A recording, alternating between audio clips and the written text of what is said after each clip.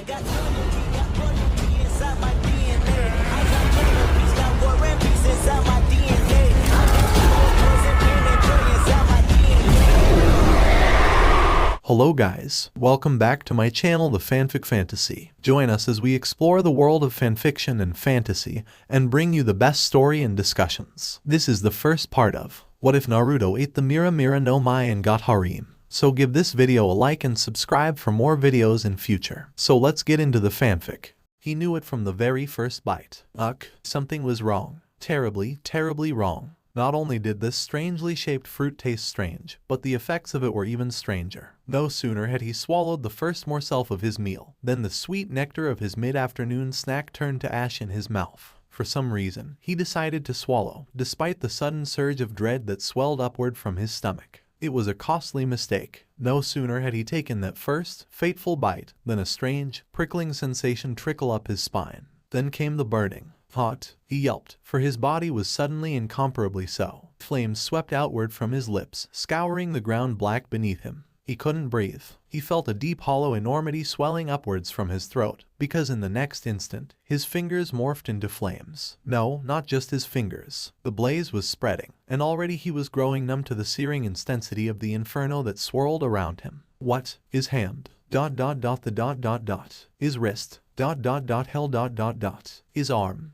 Is this? In his desperation, in his overwhelming desire to quench the flames that spread from his body and consumed him, the boy didn't hesitate. Although the water beneath him had begun to boil, his legs were only partially submerged in the shallows. He didn't even consider the repercussions of hurtling himself into the water's embrace. Jettisoning himself from the riverbank that had become his favorite fishing spot, he all but flung himself into the lake, frantic to cool himself down. Finding a strange fruit in the river and thoughtlessly wolfing it down, now this. A quick swim, for all his dislike of water, an easy escape from the heat. This too proved to be a costly mistake. By the time he realized his error, it was too late. The current took him, dashing his suddenly rigid body against something hard. A pained gasp escaped him, and too late, he lost the breath he'd been holding. His head crashed against another rock. Then another, and yet another still. What the hell? Blackness. Yuomi, Gaki. Someone or something wrested him from the water. They, whomever they were, lowered him gently to the ground. The boy lay on his back, just breathing. It was still dark, but high overhead, he made out a branch. Stretching beyond the canopy, the harsh rays of afternoon sunlight gently slapped him across the face. After the black waters, it felt like stepping into a universe of light. Someone was standing over him, speaking to him, because he recognized the words ass and idiot commingled with one another. Oi, the man's voice growled out. You alive, Whiskers? Nah, Naruto, he gasped out, before a boot could nudge his whiskered cheek. My name's Naruto, not Whiskers. If he peered closely, he could just make out an orange hat, because the man standing over him had the kind of face that suggested he didn't take bullshit from anyone. Wait a second. He was bare-chested, too. Why did that voice sound so familiar? Still struggling to blink away the swamp water from his eyes, the blonde struggled to regain his vision. Who the hell are you? But there was nothing. You ate a devil's fruit, the bleary voice announced suddenly. Didn't you, kid? The boot nudged him again, less gently this time.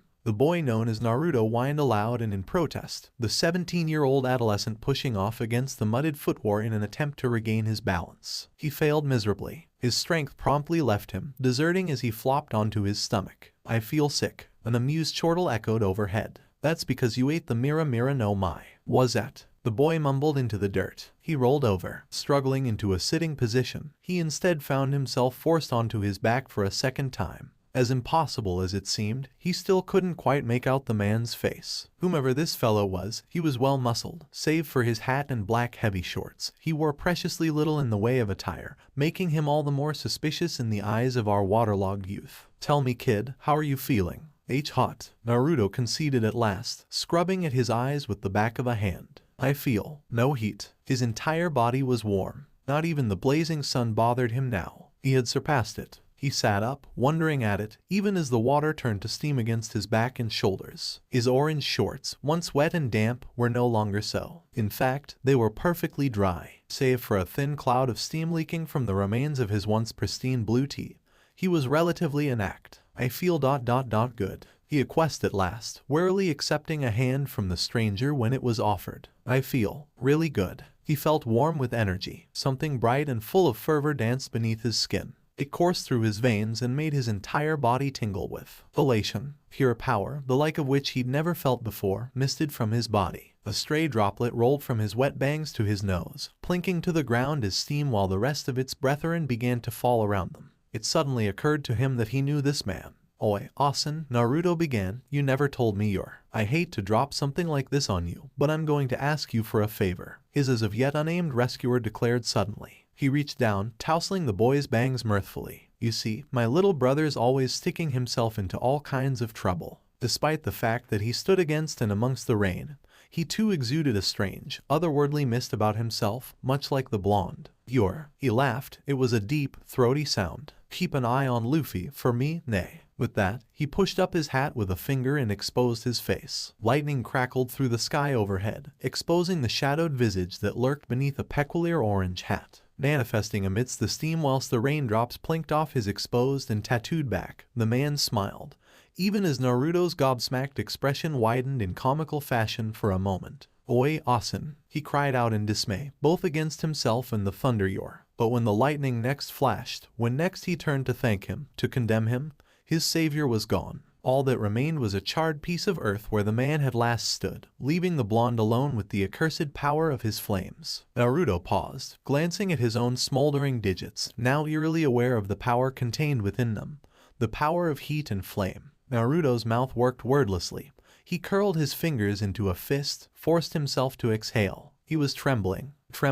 He'd been this close to death, only to be snatched away by the very man he'd so deeply admired as a child. Looking back, he still felt like one, having just been in the presence of the beyond, of an event that defied the very laws of reality and time itself. It was. Only 6 words remained of the man's voice. "I'm counting on you, Uzumaki D. Naruto." Somewhere up in heaven, Portuguese Diaz leaned back on a cloud. And smiled. After 2 long years, his journey was reaching its end. At last, he was nearly there. Rumors carried him at last to Sabayati Archipelago. With no nakama, no crew, and naught but the clothes on his back, he opened the doors and departed the spacious cabin for what would indeed be the final time. He stepped into the last remaining lifeboat, a rickety old thing, practically falling apart at the seams. Irate, he warred with the urge to simply spread his wings of flame and wing himself to the mangroves. Unfortunately, that technique required a running start, one that, standing aboard a rickety raft, he no longer had. That being said, he couldn't help but eye the prospect of entering the relatively lawless port with more than a little charine.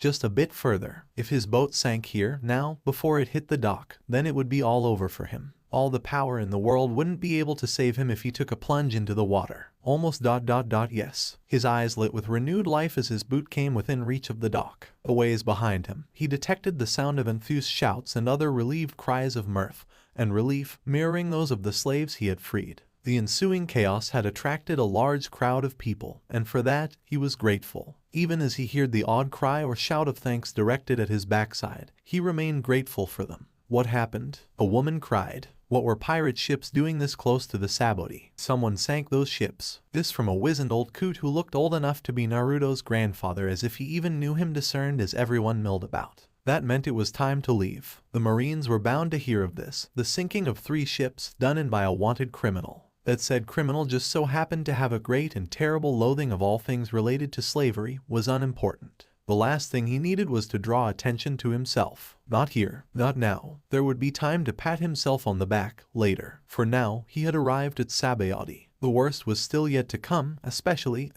if he encountered a celestial dragon. With that thought in mind, Naruto drew his cowl up to his face, pulled his head down, tucked his chin in, doing his level best to be discreet as he began to move amongst the people. Men, women, children of all ages, many were drawn to the sight of 3 ships blazing upon the open water. They knew not the culprit, only that there was a spectacle to be seen, and naturally, such a sight drew unwarranted attention. By the time the slaves had disembarked and been helped onto the dock, he was already gone. He thought that the clear-eyed one, Hinata, locked eyes with him for a moment as he slipped away.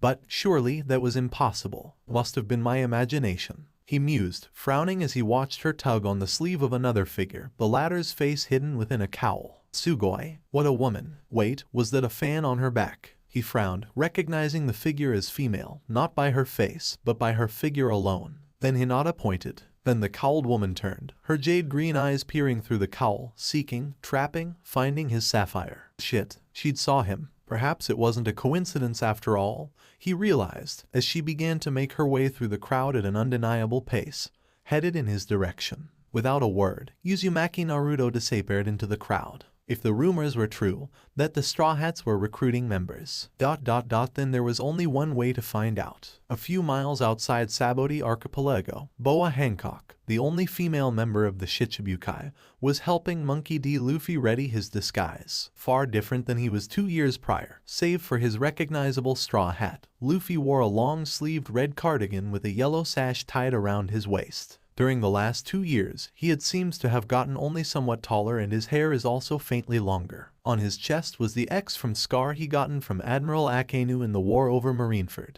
That shadow on the horizon is the Shabondi Archipelago, Hancock told Luffy. This is as far as we can take you. We can't afford to risk our association with you to the rest of the world. You should wear this to stay safe. You don't have to do that, Hancock, Luffy replied. Nobody is going to find out it's me. It's wise you keep it, Luffy dear, Hancock warned him. While the world believes you had died, your face is too recognizable even if 2 years has passed. I guess you're right then, Luffy responded as he put on his disguise. And don't worry about your things, Hancock also said as she brought in a very large and heavy book bag. I have assembled everything that is yours. Make it light, said old Nyan. Thanks for all this, you guys, Luffy replied in a gratitude manner. Also, there is just one other thing I wish to ask you, Hancock, growing embarrassed. What is it? I'm still not going to marry you, said Luffy. No, Hancock half lied, still having the schoolgirl crush look. What? I'm trying to say ... don't say goodbye to me. It will be easier we don't say goodbye to each since we won't be seeing each other again.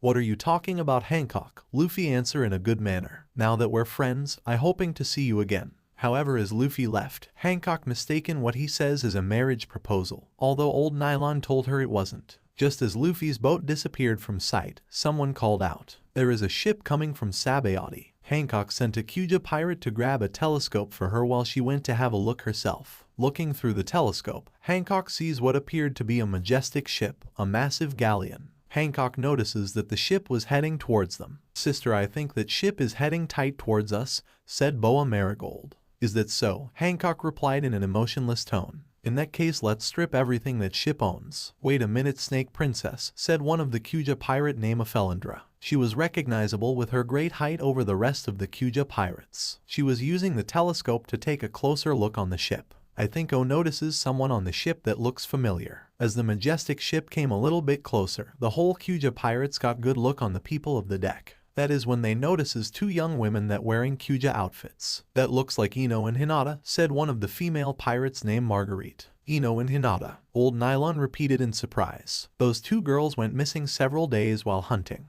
What are they doing here?" Boa Sandersonia said in confusion. A moment later, after coming aboard the ship, Ino and Hinata was kneeling before Hancock. "It was reported that you 2 had been gone missing for 5 days after you went to the mountains hunting."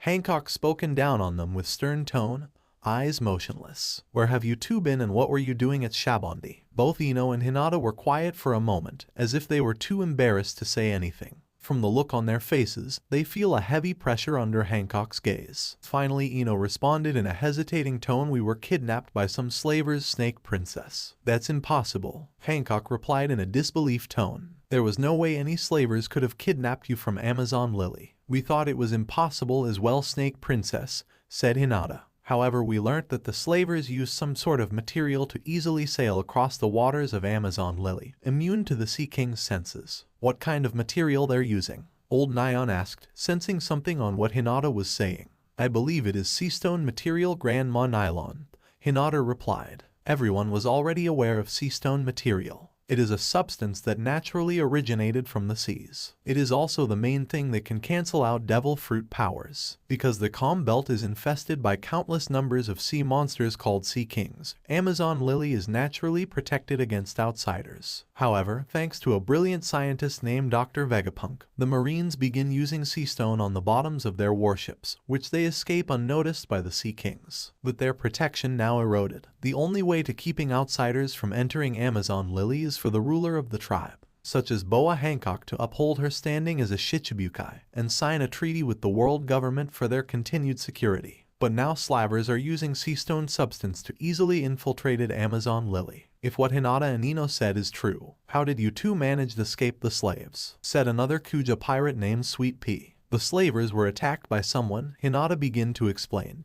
He single-handedly defeated all of them before he disappeared into Shabondi. However, Hinata was very hesitant as she seems afraid to finish what she said. However, what Hinata, Hancock insisted. Did you see your savior's face? I did, said Hinata. I recognized him from the wanted posters. He was regarded by the Marines and the world government as an extremely dangerous pirate. Do you know the name of this pirate that saved you, Hinata? Hancock asked. She believes it was Burning will Uzumaki de Naruto, Ino finished. The very mention of the name sends a shockwave to all the female pirates, including Boa Hancock, Old Nyan, Boa Sandersonia, and Boa Marigold, whose faces was covering absolute doubt and surprise. Hancock have heard that name before and thought that she wasn't hearing right on what Ino just said. Burning will Uzumaki de Naruto, repeated Marguerite, whose tone was in disbelief and surprise. You must be mistaken, said another female pirate by the name of Ran. No, we are not, Hinata insisted in her reply. We saw him last night ago when he saved and freed us from the slavers at Shabondi. How do you two know he's the Burning Will? Hancock demanded. Even though she really didn't believe what Hinata and Ino has said, something inside tells her that they were telling the truth. I saw his face perfectly, Snake Princess. Hinata gives out the details. Spiky blonde hair, fox-like whiskers, sapphiric blue eyes. It matches the descriptions on the bounty from the Marines. The crew of that majestic ship that drops us, Ino also added. They turn out to be former slaves that Burning will freed. How do you know that? Old Nyan asked in an interest tendency. We saw the slave marks on their bodies, Grandma Nylon.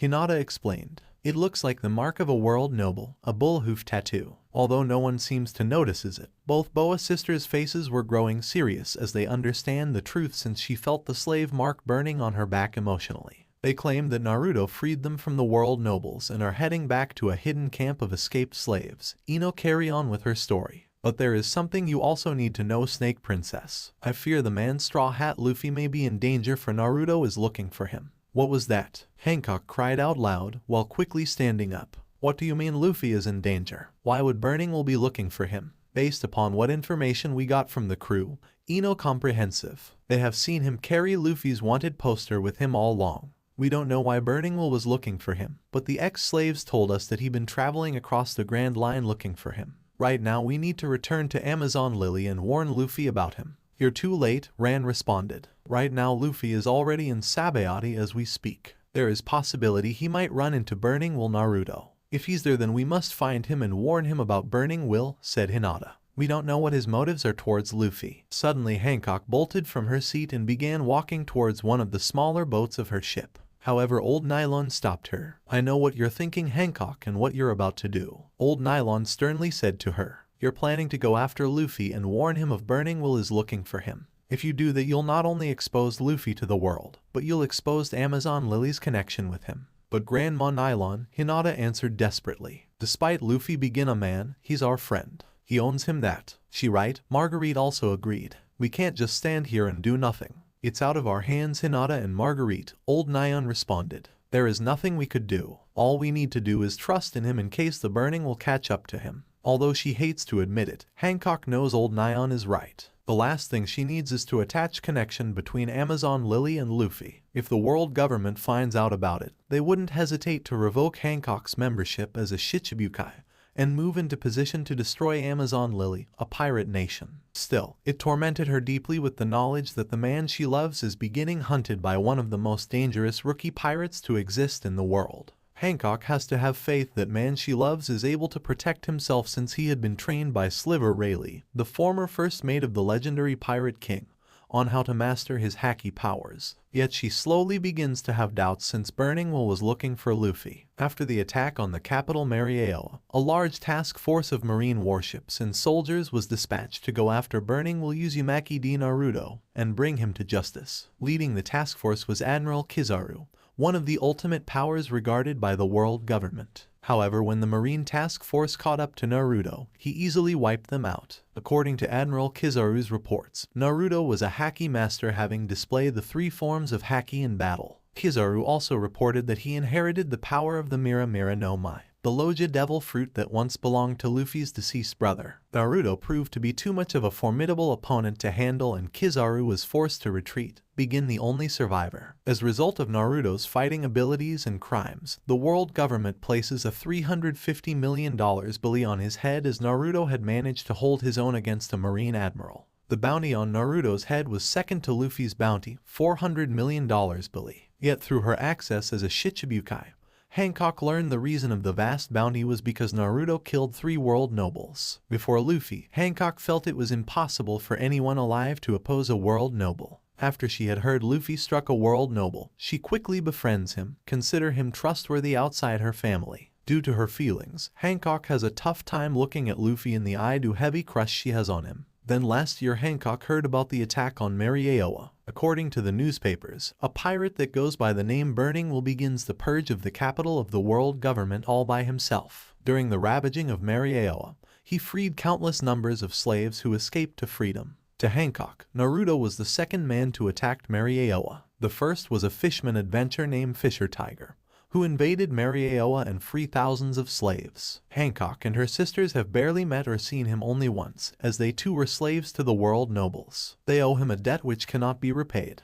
However, to Naruto, unlike Fisher Tiger, and despite being the third man to defy the world nobles, he was the first man to commit a crime that was unspeakable. Hancock learned that Naruto had murdered 3 world nobles. The killing of the descendants of the 20 kings was unheard of, unbelievable in this world. It completely shocked Hancock, measure up to the Marines and the world governments as well. Although the killing of the 3 world nobles was kept from the public, the Marines and the world government were heavily pressured by the world nobles, angrily demanding that Uzumaki D. Naruto brought to reprimand for what he did. Under the pressure of the world nobles, the Marines and world government had been using all their resources in looking for Naruto. They'd mobilized their entire forces to look for him, not just in the Grand Line, but also the 4 other seas such as the East, West, North, and South Blue. However, Naruto had disappeared from public sight following his attack of Mera. Nobody seems to know where he is for the last 6 months. Hancock has long thought about the one known as Burning will Uzumaki D. Naruto. In her mind she believes men are degraded, disgusting and vile, that deserve to die. Through Luffy had proven to be the opposite of her viewpoint on men. She never met Burning Will in person and is unable to tell his true character. However, she has heard how he attacked Mera, free thousands of slaves, and murder 3 world nobles. Fisher Tiger did the same thing and Hancock begins to think Naruto was like him. Although Fisher Tiger didn't murder a world noble, especially 3 of them. Burning Will Uzumaki D. Naruto. Hancock thoughts repeated. What kind of person are you? What are you up to? And why are you looking for Luffy? She doesn't know why this Naruto is looking for Luffy. But if harm the man she loved, Hancock vows to avenge Luffy's death, even if it cost her life. Indeed, Sabayati Archipelago was the absolute best. There was food, booze, women, and plenty of entertainment to be had if you had the coin. And if you didn't, then you were shit out of luck. Naruto molded over as he risked a precursory glance to the pouch tied to his belt. 100 million berry. Someone was bound to try and snatch at it, sooner rather than later. The same could not be said of his raft however, the light Dingy having already capsized during his skirmish with the slavers, practically sinking even as its former master stepped off the mast and onto the dock. Risking a precursory glance back at this vessel, he tipped his head in farewell, because the mast had already quietly dipped below the waters of the pier. Now it was merely a matter of staying out of sight until he could find what he'd come here for. Of course, there was also the matter of ditching the bothersome wench who'd taken it upon herself to tail him halfway across Sabayati Archipelago. He was nearing Grove number 47 as planned, but so too was his pursuer. Now, he dodged into one of the many ramshackle establishments set up by the street vendors, chosen a seat, and contented himself to see what it was that fate had in store for him. That had been nearly an hour ago. Something on your mind, stranger? Naruto had been ignoring the ruckus outside. It hadn't been any of his concern. Now he creaked an eye open as someone approached the empty seat at his right. He frowned, shifted in his chair, his left eye reappearing over his shoulder, and immediately regretted it. He found himself staring at ...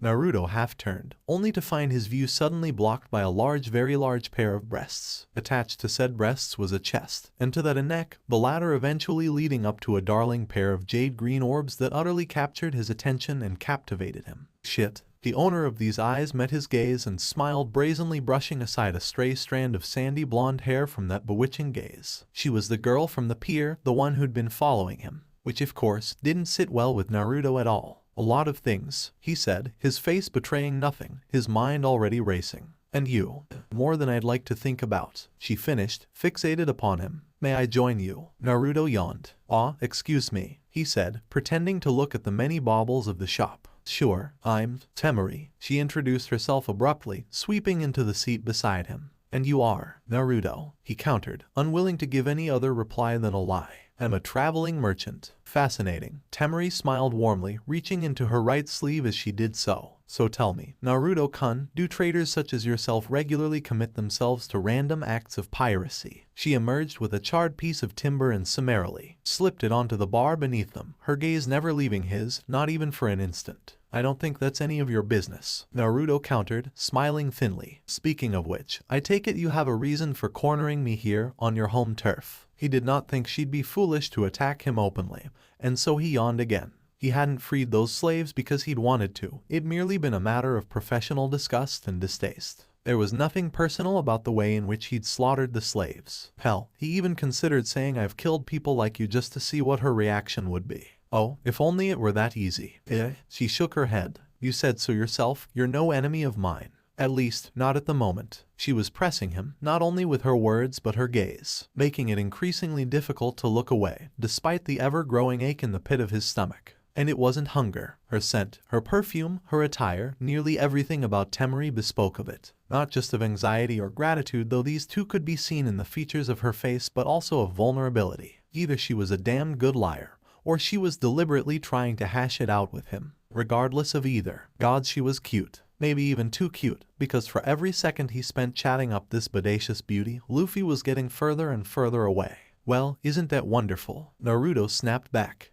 "Not really." She turned aside, sparing a longing glance out the porthole, the smallest of smiles adorning her features at the sights she found there. "If it's not too much, I have a favor to ask of you." She exhaled softly, and a strong breeze gusted between them. "I understand that you might have some business on Fishman Island sometime in the near future, and..." Then she turned chalk white, her smile shattering like so many shards of glass, her mouth working wordlessly. Naruto eventually found his curiosity aroused. Reluctantly, he allowed his gaze to drift across the table and alight upon the spectacle that had captured her attention so and left her riveted. It must have been something to stop a woman like her in her tracks. Shit. And it was something indeed. He felt his spirit sink like a stone as he saw them, marching a steady rank and file line across the streets. Marines, so they were onto him after all. Blast, so much for secrecy and stealth. If the Marines knew him to be here, then an admiral was likely to be already on the way. Troublesome, as his old friend had once said. So very, very troublesome that for a terrifying second, Naruto considered just wiping out the whole of Sabayati in one giant fireball. The realization that he'd likely be destroying himself as much as the Marines put a slight damper on that plan, as did any other notion of finding Miss Temari to be incredibly attractive. Now, unless he wanted to tangle with an admiral again and risk destroying the archipelago itself, all plans for leisure would have to be discarded. That meant cutting ties with said buxom blonde, and cutting them fast. Naruto painted a smile onto his face. "And here I thought I'd kept myself inconspicuous." Temari smiled thinly, her face only just regaining its usual pallor. "I could say the same for Monkey D. Luffy." "I beg your pardon." Naruto blinked, his composure forgotten. "Here." His fellow blonde offered the unamused Loja a poster. "Think of it as a gift." "Oh." Naruto read over it rapidly. "I see. He's gathering followers here in Sabayati." Naruto frowned, the words having scarcely left his lips before a fireball ignited within his hand. He smiled at it, twirling it over in his hand as he would a coin. "You've done me a wonderful service, Temari-san. However, whatever your favor on Fishman Island might be, I'm afraid I'm not in the business of simply stealing or kidnapping or whatever it is that you might possibly ask of me." "But, no buts." He leaned forward, breaching the distance between them with a deceptive amount of agility. Temari stiffened. One moment he'd been within arm's reach. The next, he loomed over her, his lips brushing her outer lobe as he spoke, whispered softly in her ear. There was something seductive, almost primal in his gaze when he spoke. "If I find out that you had any part in the Marine presence here," he purred, tracing a finger over Temari's jawline, "I'm going to find you, rip out your spine, flog you with it, then scour the flesh from your bones until you beg me to kill you." He paused, let it sink in, let the words soak into her features. And if, by some chance, you had nothing to do with their arrival, then I will be perfectly blunt with you. If I see you again, following me, shadowing me, in any way, shape, or form, I will send you back to your master or masters or whomever it is that sent you to possibly recover any possibly lost property of any possible person that is possibly an owner of a possible ex-slave, in a body bag. He smiled, apparently amused by the elaborate terms he had used. Understand. She managed a nod. But, wonderful. Naruto clapped his hands together, for the Marines had passed. His point was made brutally clear in the resulting blow that chopped across her neck in speckled black spots before her vision, banishing her to the depths of unconsciousness. She didn't even have the time to cry out, and she knew only thus. Discussion closed. Sir. The shop vendor looked at Naruto questioningly as the blonde reached into one of the many racks and procured a thick, matte black cloak. Then he saw the slumped girl slung over the shoulder of his would-be customer. He flipped 2 silvers in the man's direction. That's 1 for the coat, he said. Another to take care of her until she wakes up. Thank you for your business, sir. The vendor replied in a hushed tone, humbling, scooping up the money that had been gifted to him. Clearly he recognized the face of the man before him, because that man's wanted poster was strewn all over Sabayati Archipelago. That said man had just bequeathed a substantial amount of coin unto him, spoke not only of his generosity, but of his infamy. Naruto laid Temari down, donned the cloak, and laid another few hundred berry at the man's feet. This, he began slowly, is for your silence. He pushed the stack of bills forward. You didn't see anything now, did you? The man's eyes bulged, his mouth working wordlessly. And nothing at all. He managed at last. Naruto smiled. Pleasure doing business with you. With a small smile, he spun on a heel, flipped up his cowl, and headed toward his destination. At the Sabayati Marine Base, platoons of Marine soldiers had begun mobilizing for action, readying themselves for Grove 46 #. A scout had reported that the infamous pirate known as Straw Hat Luffy is begin seen at pirate recruit gathering. To the Marine forces of Sabayati Archipelago, this may be a chance to redeem themselves. The Marines learned that the legendary pirate Sliver Rayleigh was being sold as a slave at the human auctioning house. Seeking a chance to capture the right-hand man of the previous pirate king, the Sabayati Marine forces surrounded it with their troops. Then come the unthinkable thing that occurs. The Straw Hat pirates attacked the world nobles. The Marine base was ordered by headquarters to prevent them in escaping. However, they failed misery as Luffy along with the captains of the Heart Pirates and Kid Pirates easily defeated them. It was a shame that emotionally burned all the Sabayati Marines. With Straw Hat Luffy now making an appearance after 2 years, they felt they are blessing with one last chance to take down the infamous rubber pirate. However, one other person that arrived in Sabayati Marine Base felt they're underestimating the Straw Hat Pirates ... and his name is Sentomaru. Sentomaru was a very large man, looking like a sumo wrestler. His outfit consists of a shirt that looked like a giant brown apron with a symbol meaning heaven on the front, and a large red and white rope. He was carrying a very large battle axe and has Marine officer coat over his shoulders. You're going to mobilize the pacifistas? A Marine officer asked with surprised look. Of course I am, Sentomaru replied. It seems you guys are underestimating the Straw Hat Pirates. You think they'll be the same as they were 2 years ago. They must have gotten much stronger, which is the reason why they came out of hiding. I can't understand what the hell was wrong with Kuma, Sentomaru kept on. But he seems to lost his personality due his behavior. I knew someday that the Straw Hat Pirates are going show up here in Shabondi Archipelago. This time they won't escape us. Just then another Marine officer, ranked as a lieutenant, enters the room. His face was covered in panic. Captain Sentomaru, the Marine lieutenant said in a panicking manner. I have terrible news. Whatever terrible news you got, it has to wait, Sentomaru responded to the Marine lieutenant. But you don't understand, the Marine lieutenant pleaded. I just came from the interrogation room with shocking news of dangerously and powerful known pirate here in Shabondi Archipelago. I already know Straw Hat Luffy is here Shabondi. I'm not talking about Straw Hat Luffy, sir, said the Marine lieutenant. I'm talking about burning will Uzumaki D. Naruto. What did you just say? Sentomaru asked with shocking look on his face. I'm trying to tell you that burning will Uzumaki D. Naruto is here on this island. The Marine lieutenant said again. Burning will Uzumaki D. Naruto. The Marine officer repeated in disbelief. No way ... You must be mistaken, lieutenant. Do you remember that incident last night at shipyard coating? The Marine lieutenant begins to verbalize. There was a survivor from the burning 3 pirate ships. A pirate captain claimed that he saw burning will Uzumaki D. Naruto with his own eyes. There no way. The Marine officer refused to believe it. He hadn't been seen in many mouths since he defeated Uncle Kizaru. Sentomaru finished what he about to say. Yeah, I know that. Sentomaru had heard how the rookie pirate driven his uncle into retreating after he wiped out 50 marine warships and several tens thousands of soldiers single-handedly. Based on his uncle's reports, Naruto was far too strong for Kizaru to defeat, and recognizing him as a haki master, Naruto was the strongest supernova pirate to able to hold his own against a marine admiral, far stronger than the supernova 11 that occurred here in Sabayati Archipelago 2 years ago. It was the reason why the world government decided to raise his bounty to $350 million. Do you think he's here to join the Straw Hat Pirates? The marine officer asked. It's possibility, Sentomaru assumed.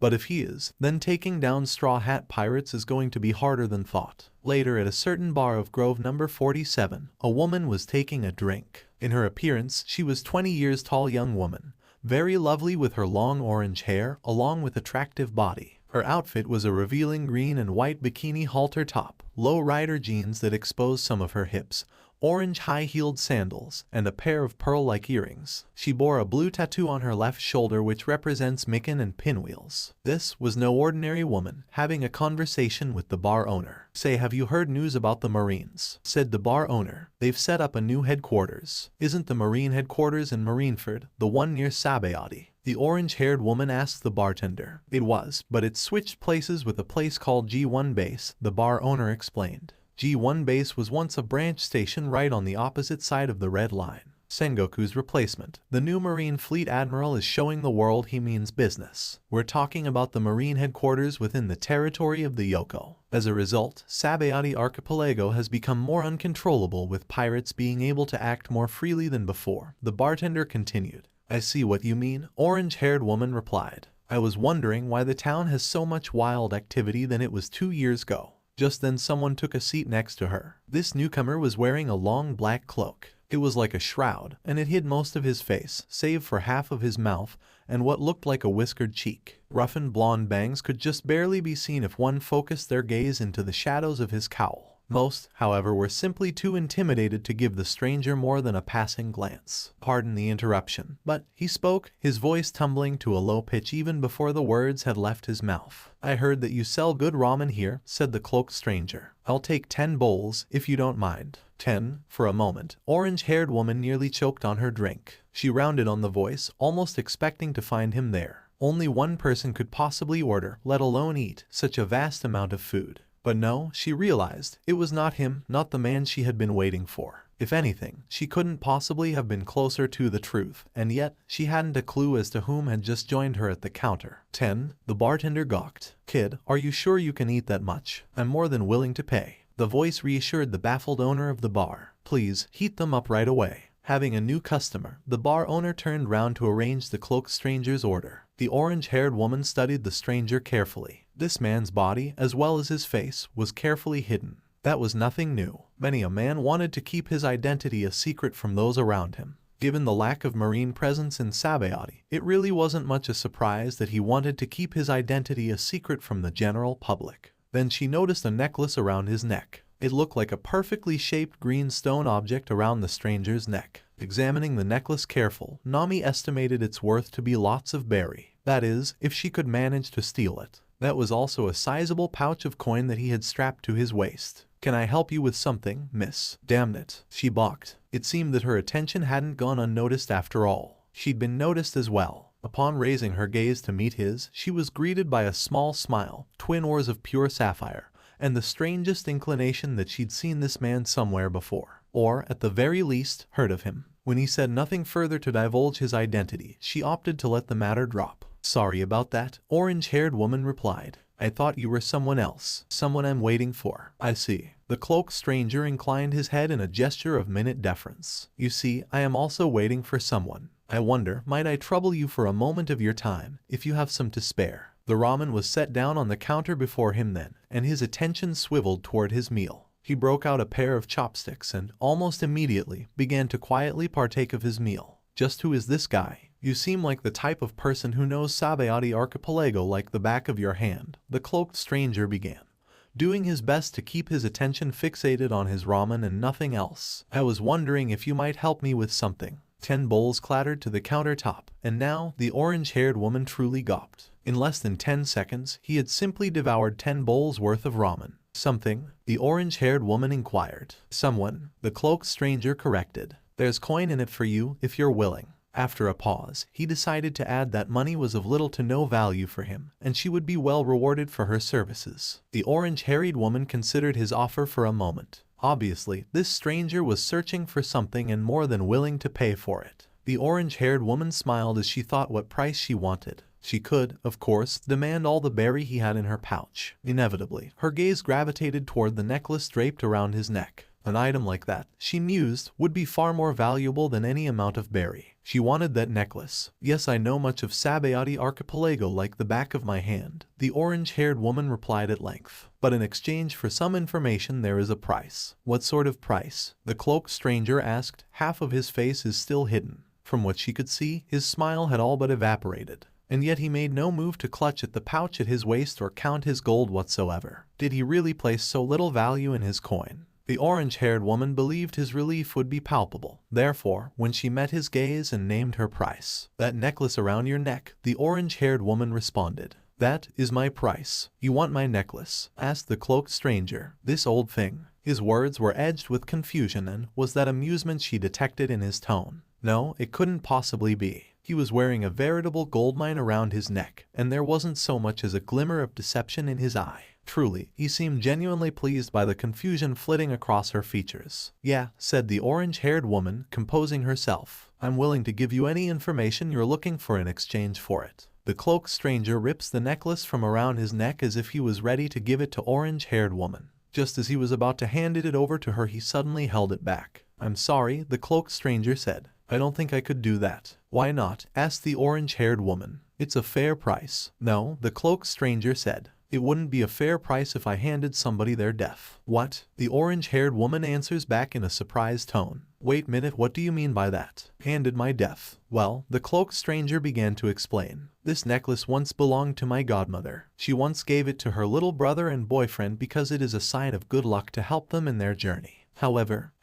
the cloaked stranger continued. Her little brother, then later, her boyfriend, each died of gruesome deaths. The necklace that she had given each of them the day before that death inevitably returned to her, and she began to view it as some kind of curse." He paused, peering at a point past the orange-haired woman, almost as if he'd seen something there, but he said nothing. "How come you're wearing it?" Her curiosity piqued. The orange-haired woman couldn't help but broach the subject further. "Or should I expect you to die a horrible death as soon as you leave this bar?" Her concern wasn't entirely fade. If the necklace was indeed cursed, then she wanted to sell it as quickly as possible before it could be passed on to her. "Well," the cloaked stranger began to say, "I made a bet with her. I bet her that I would be able to unlock my Heishoku haki. She didn't believe I would have it since only 1 in a million people can possess the power." The orange-haired woman had heard the word haki before. As she tried recalling her memories on what it was, someone interrupted her thoughts. "Did I just hear right?" Someone's loud voice was heard. $55 million, bully. Banged. A gunshot was heard that causes everyone in the room to turn their heads. At a table with food and drinks, a large and fat middle-aged man has shot a pirate in front of him.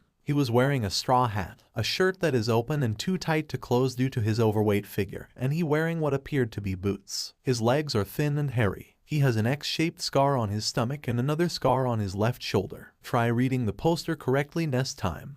The fat man with straw hat sneered. "The least bounty is $70 million, bully. I'm not interested in taking captains with bounties lower than that. But hell, I'm amazed you ever made it this far." "Who is that guy?" the cloaked stranger asked. "That guy there is Straw Hat Luffy Stranger," said the bar owner behind the cloaked stranger and Nami. "Straw Hat Luffy," the cloaked stranger responded in an almost surprising tone. "You're telling me that guy is Straw Hat Luffy?" "Of course he is," said the bartender. "He's the son of the infamous Monkey D. Dragon and the grandson of the legendary Monkey D. Garp the Fist. His bounty was increased to $400 million, bully, after his actions between the inescapable Impel Down and the war over Marineford. Right now he and his crew are coming out of hiding," the bar owner continues. "They're recruiting a strong crew for the new world. Get lost, trash." Straw Hat Luffy cruelty shouts down on the wounded man. "I'm the son of the legendary revolutionary dragon. You know, we don't have any time for weaklings who are going to slow us down," said a sniper king. "You've just not at our level. You think we're dumb enough to allow a fool into our crew?" Turning to another crewmate, Luffy said, "Hey Frankie, how many do we got?"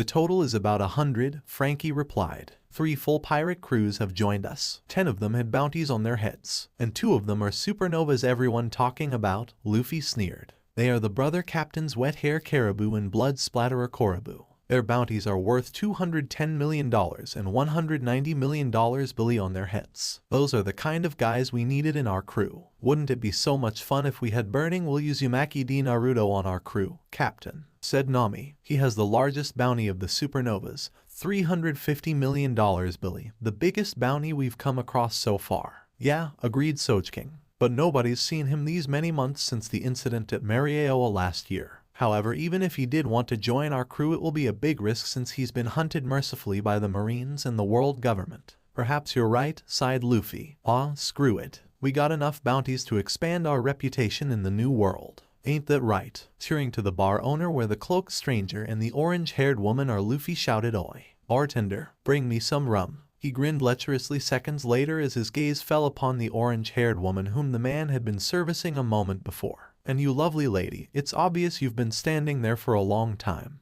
Why don't you come and have a drink with me, eh?" "No thank you," answered the orange-haired woman curtly. "I'm waiting for someone." Everyone in the room felt their jaws drop and their eyeballs bulge from their sockets. A refusal, a blatant refusal. Orange-haired woman had turned down Monkey D. Luffy. To refuse an extremely dangerous pirate with a bounty of $400 million was unwise. So unwise, in fact, that the bartender felt inclined to remind the woman of her mistake. "Listen, lady," the bar owner whispered to her on frightening tone. "You'd be better off doing what that guy said. That mad pirate went charging into the middle of the war 2 years ago. I'm sure you heard about it, right?" She refused to honor him with a response. "Waiting for someone, are you?" said Sniper King as he approached the orange-haired woman. "I'm sure he's just a puny weakling who'll be crying on his knees the second he hear Captain Luffy's name. Now get over here right now." He leaned forward threateningly, clearly believing that the orange-haired woman was about to come to her senses and grovel for mercy at their feet. Instead, the cloaked stranger deftly placed himself between Sojking and the orange-haired woman. Now, rather than dragging the vixen over to the captain as Sojking had intended,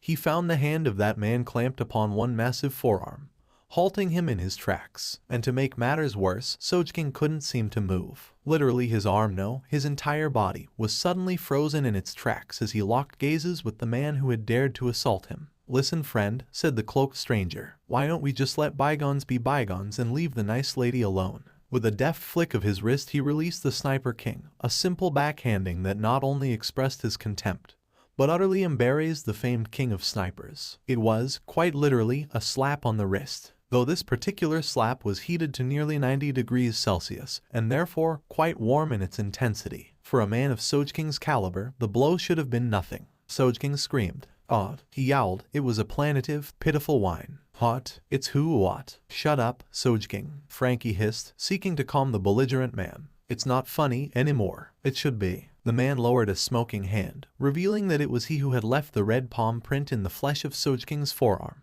"I didn't think that little love tap would hurt you so much, Sojking." He all but spat the last syllable, as if the term itself was poison to him. Abruptly, the humor trickled from his features like so much steam, although there was no such thing to be found in this silent challenge. Suddenly, the silence was deafening. "You'd better mind your own business, fellow," Luffy warned the cloaked stranger, his contempt evident. "I despise fools, above all fools who don't mind their own business." The threat alone was enough to make the bar patrons quiver in their boots. The orange-haired woman simply arched an eyebrow, took a sip of her drink and wondered at the true identity of this man who had so pointlessly come to her aid. "Fools, you say?" The cloaked stranger scowled, a blood-red iris reappearing over his shoulder. "Funny you should mention that." It was then that Luffy had a hard time seeing the man's face. It was carefully hidden by the hood of his black cloak, save for his mouth, and he'd gone to great efforts to keep it that way. "I too despise fools. Above all, a fool who thinks to pose as a pirate and pass himself off as one."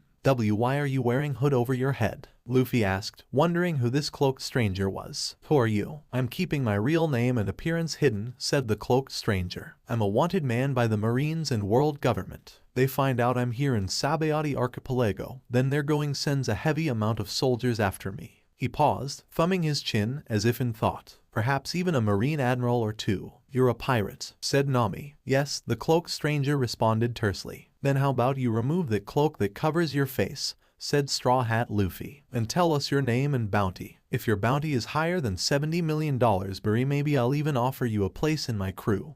Ha. No, Cloaked Stranger shouted. Nani? Everyone panicked as the Cloaked Stranger said no to the most dangerous pirate alive. Huh? Straw Hat Luffy replied in confused tone. What do you mean? No. I just said no, said the Cloaked Stranger. That's all. You think that's the answer I want here? Luffy snarled, reaching for his flintlock pistol. I'm telling you to take off your cloak and reveal yourself. Do you have any idea who I am? Who you're messing with, punk? Everyone but for the orange-haired woman dropped to the floor at the appearance of the pistol. I'm Monkey D. Luffy. I have a bounty of $400 million, Barry, and you ... you're nothing. So you claim. The stranger didn't so much as flinch, staring down the barrel of the gun with something akin to resignation. The orange-haired woman watched the impending standoff and felt a bead of sweat slip down her neck. Had it always been so hot in here? And watched and waited for the standoff to meet its inevitable conclusion. Surprisingly, the man held up a hand, palm outward, fingers splayed, then curled into a fist. Last chance, Luffy crowed, ignorant of his own peril. Take it off or eat lead.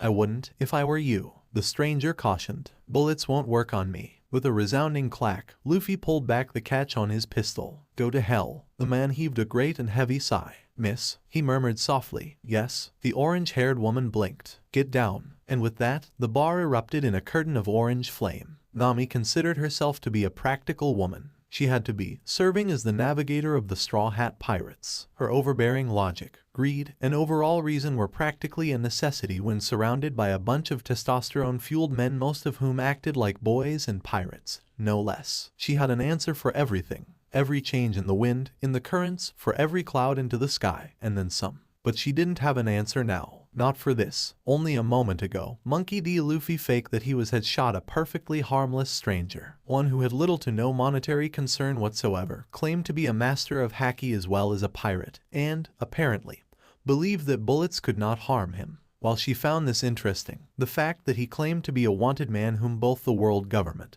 and the Navy were pursuing was more than enough to set her threat estimation to a bright get the hell away from this guy red. Miss, she blinked. Get down. Unfortunately, she'd been too mesmerized at the time to even consider fleeing. And she really didn't want to turn a blind eye to the fakes who were claiming to be them. That ugly bitch didn't look a damn thing like her and give them the satisfaction. Instead, she sat there, her eyes growing ever larger as negotiations broke down between the pirate and the faker, ending in the former taking a mouthful of lead from the latter, to which the former smiled disarmingly. Bang! Imagine her surprise when the bullet went clean through his skull, wedged itself in the wall. And that smile did not fade in the slightest. He died on his feet, she supposed. It wasn't exactly the cleanest way to go, but away he had went, or so she'd assumed. Then the first ember settled upon her nose. Nami blinked, brushed it away, alarmed at this sudden turnabout, as well the disbelieving screams offered by the crowd in reply, scrabbling back from the cloaked stranger as if he were the devil himself, which, given the eerie circumstances of his supposed death, was a distinct possibility. The cloaked stranger half-turned, exposing a blood-red iris over his shoulder. Flames licked across the gaping wound that had severed the left side of his face. But instead of blood and guts and gore as there should have been, there was naught but flame. Glowing tendrils of smoky shadow and flame gathered about the offending injury, forming up on one another after the other, gaining substance and form, until something miraculous happened. Bereft of the tattered cowl that once shielded it, the ruined portrait that was his face consumed itself in flame and simply closed the wound from the inside out. For a moment, for one blessed moment in the instant before he yanked that blasted cowl back into place, the orange-haired woman saw his face. She recognized it almost instantly, for how could she not? He was a handsome fellow, if intense. But that absent thought was neither here nor there. Oh, my gods. Despite herself, despite all her calm, cool, level-headedness, Nami lost the ability to breathe. She'd seen him. She'd seen his face before, many, many times over the past 2 years. His was a face that was known even in Withuria, for tales of his infamy exaggerated or no had spread far and wide. Even there, she saw him in those flickering embers of flame and fire, and she wanted to say something, but she could not bring herself to speak the words she wanted so very desperately to say. She was looking at a man amongst men, a man whose very soul was said to be blacker than the 9th circle of hell, a man who murdered whomever dare stand in his way, and a man not to be trifled with, because his wrath was simply not something that mustn't be aroused. She'd heard the stories. She'd read the papers. This was the one man whom stirred in her both fear and respect, though whether the former was stronger than the latter remained to be seen. This was, oi oi oi, young lady. She dimly recalled the warning Mr. Heridas had given her. If you see Burning Will on Shabondi, will you give him my regards? Nami had dismissed the comment at the time, chalking it up as nothing more than one of the man's many quirks. Thanks to the donation he made, we'll be able to continue our research here for what might be another decade. She hadn't bothered to ask how it was that Mr. Heridas knew one of the most infamous rookies in the Grand Line, let alone why said criminal would possibly make a donation to something other than whores and booze. She'd been busy at the time, far too busy to take heed of what might have been her only warning. But how could she have known that Mr. Heridas would know? That Burning Will the Uzumaki di Naruto would be on Shabondi Archipelago. It was also at that time that Nami realized something else, something far more devastating than knowing that she'd nearly been duped into accepting a cursed necklace from a potentially chivalrous stranger. No, this was worse than that. Much, much worse. She had looked him in the eye and she hadn't even known. She'd been shooting the breeze with a mass murderer without even knowing it. Oh, this is just too much. His words, the words of the man who had the entire world after his head, gently tugged Nami from her reverie. The infamous rookie had doubled over with one hand clutching at his stomach as though it might burst between his fingers. He was laughing, Nami realized. Incredibly, he seemed to find the fact that he had been shot, ambushing somehow, and at length, he straightened, standing woodenly and not taking enough care. I came here looking for Monkey D. Luffy. He snickered softly to himself. But you know, I never expected to find him this quickly. Suddenly, he turned, his gaze fixating on Nami with such an intensity that for a moment she thought he might turn on her as well. He didn't. Instead, he looked her up and down as if truly noticing her for perhaps the first time. Nami felt her cheeks darken, such was the overbearing power of his eyes. Abruptly, he averted them. He chuckled softly as his gaze slid away from her. The formerly cloaked stranger laughed. It was a deep, throaty sound and it chilled her to the bone. Everyone, including the Straw Hat Pirates, cowered before that laugh. Only the fake Luffy managed to maintain some of his former belligerence. He jammed the flintlock pistol back into its holster, wiped the shock and dismay from his face, and rushed to his feet as though he feared someone would somehow beat him to the punch. He laughed, painting a smile upon his face when all eyes eventually found their way back to him once again. Why yes, it's just as I suspected. The great Burning Will has decided to join us, after all. Seeing their captain's bravado feigned though it most certainly was, the crew of impostors seemed to regain some of their former bluster. It was only Burning Will who smiled in kind. Oh, I'll join you all right. He paused, smiling sardonically. But first, I have a question. Sure. The Luffy seemed to be rapidly regaining his composure, Nami realized, and her own awe at the sight of Burning Will was rapidly evaporating. She found herself making for the door, all respect for this so-called criminal lost and forgotten. Then an unusual inquiry stopped her cold. She paused, her curiosity piqued, and before long, it became clear to her just what kind of man this Burning Will truly was. Tell me, Luffy, Burning Will continued with that deadly soft tone of his, why waste a bullet on me like that? Aren't you a rubberman? The silence was deafening. Hey, that's right, someone whispered. I heard that Straw Hat was made of rubber, wasn't he? Yeah, that's right, another added. But then why use a pistol? Still another asked. Quiet. He'll hear you. For a moment, fear seemed to prevail over the bar patrons. Then Burning Will took a step forward. It was a small step, nothing imposing about it whatsoever, but the intent behind it remained clear. Peering upward at Luffy, he reached into his breast pocket. Everyone cringed aside in terror, expecting him to pull out a weapon of some sort, only to flush with shame as he exposed a wanted poster bearing the latter's face. Also, would you mind telling me why you don't look a damn thing like your wanted poster? He asked genially. In that moment, as the whispers grew ever louder, Nami mentally reassessed her opinion of Burning Will. Now would have been a perfectly reasonable time for her to leave, as she could not hope to gain any coin from staying to watch the impending brawl. Like a certain Pryatt she knew, Burning Will was well renowned for his legendary temper, and an annoying tendency to incinerate those who vexed him. It was for this reason, if not her own personal satisfaction, that Nami observed the proceedings with great amusement. She couldn't be bothered to deal with the fakes herself, of course, but witnessing their downfall would still be all too satisfying. Especially at the hands of this rather handsome pirate. Now, if only he'd take off that blasé cowl too so she could get a good look at his face. Meanwhile, the tension was reaching a breaking point. You better watch yourself, buddy, Luffy snarled at his fellow rookie in a dangerous tone. You might be a hotshot with a $350 million berries on your head, But my bounty is $400 million, Barry, which is higher than yours, meaning I'm 10 times more dangerous than you can never be. He loomed over Burning Will with his girth, clearly trying to use his reputation in a feeble attempt at intimidation. Yes, and more's the pity. Burning Will sighed. Unfortunately, you're not the Luffy I'm looking for. What? Burning Will cocked his head to one side, the smile dropping from his face to shatter across the floor like so much broken glass. Abruptly, the bounty poster in his hand began to fizzle and wither, burning itself from the bottom up. In a matter of seconds, it had been reduced to a pile of ash on the floor. Now it was that everyone's attention fell upon him.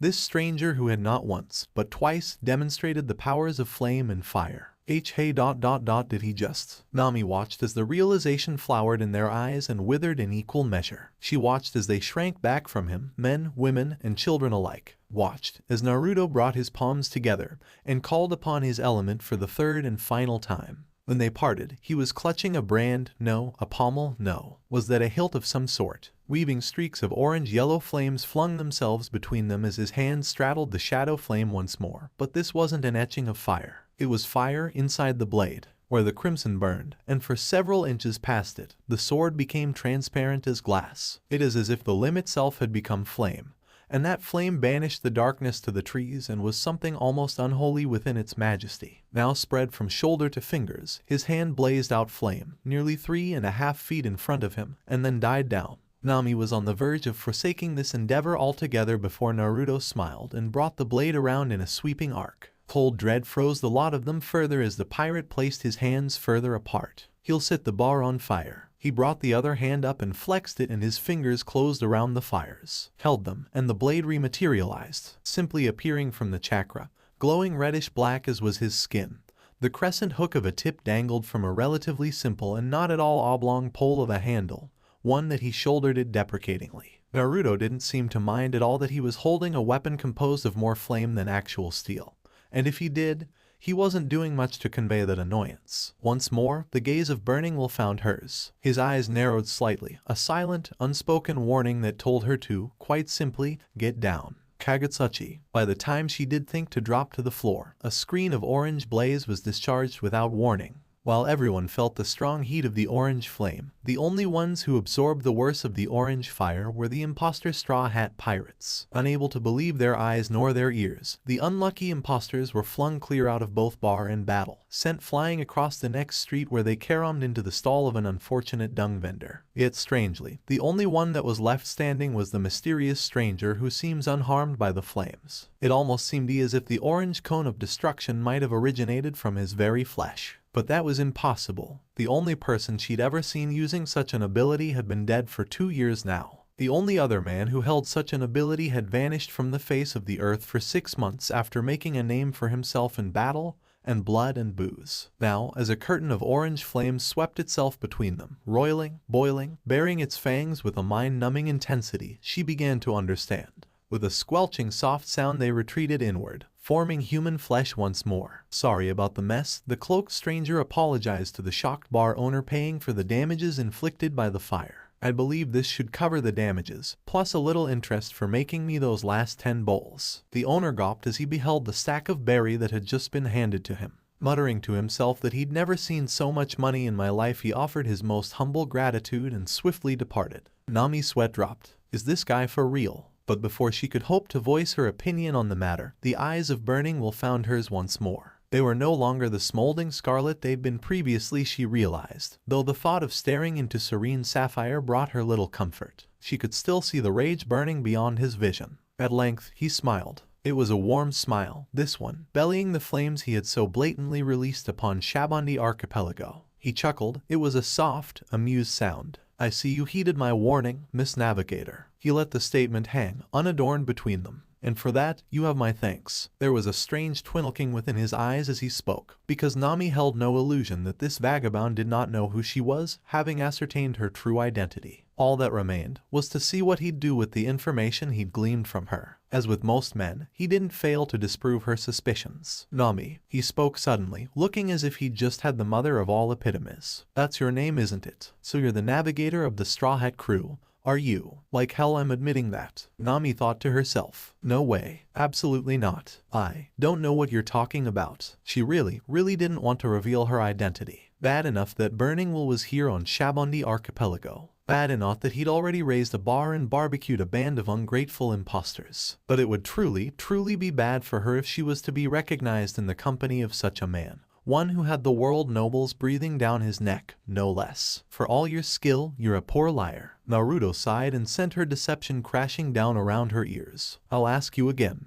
You are Nami, are you not? Like I said, Nami began anew, desperately hoping to impress upon the rookie the need for silence. I have no idea who or what you're talking about. Do not lie to me. For a moment he was fire and brimstone again, and Nami could see the murderous intent raging just beyond the veil of those crystalline orbs. Suddenly the likeness of herself was thrust before her face, because Nami was looking at herself. In the form of a wanted poster. I recognized you from the moment I walked into that bar, and your face has only grown even more beautiful than the one in this poster. Now, I will ask you again. Are you, or are you not, Nami-san, even more beautiful? She wondered at the compliment for a moment longer before his tone convinced her to comply.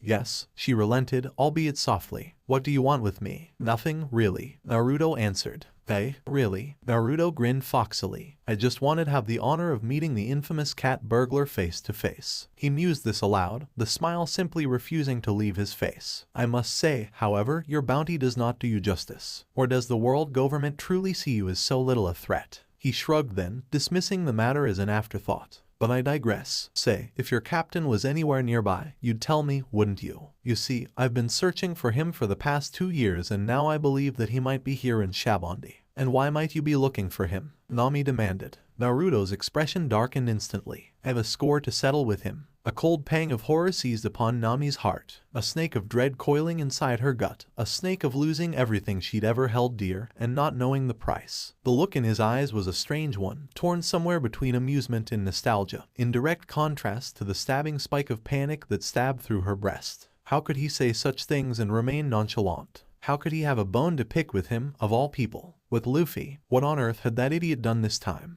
Angering one of the world's foremost pirates, whose bounty was already so dangerously close to his own. If Burning Will had any business with Luffy, then it certainly wouldn't prove to be pleasant. Of this, if nothing else, she was certain. Fury washed Nami to her toes. If Luffy truly was in danger, and it was any fault of hers for leading Burning Will find him, I think it's best you get out of here, Naruto said suddenly. Although that attack may have knocked the wind out of them, they won't stay down on count and may take it out on you if they come back. A fleeting fixation of concern flitted across his features. And if they're anything like who I think they are, then they will be back. So you're just going to leave? Nami stated flatly. Just like that. It's obvious you don't know where he is, Naruto answered. Therefore, I see no point in haranguing you further. Hey, Nami called out to the stranger who was heading to the doorway. Wait a second. Nami, someone in the room called her name. Hearing her name called out, Nami turned to where the one that called her name. In that direction was someone she fully recognized. It was Usopp, but far different than before. Instead of a tanned, slim teenager,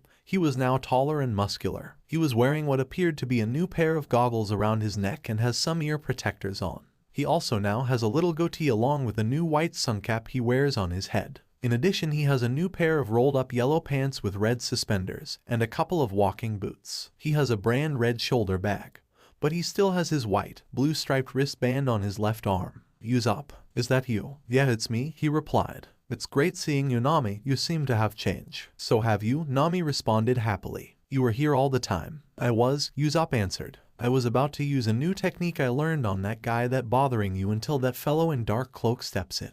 You know who he is? No, Nami replied. He was looking for something in town. He looked familiar, but I can't seem to recall who he is. Well, we better do what he said Usopp.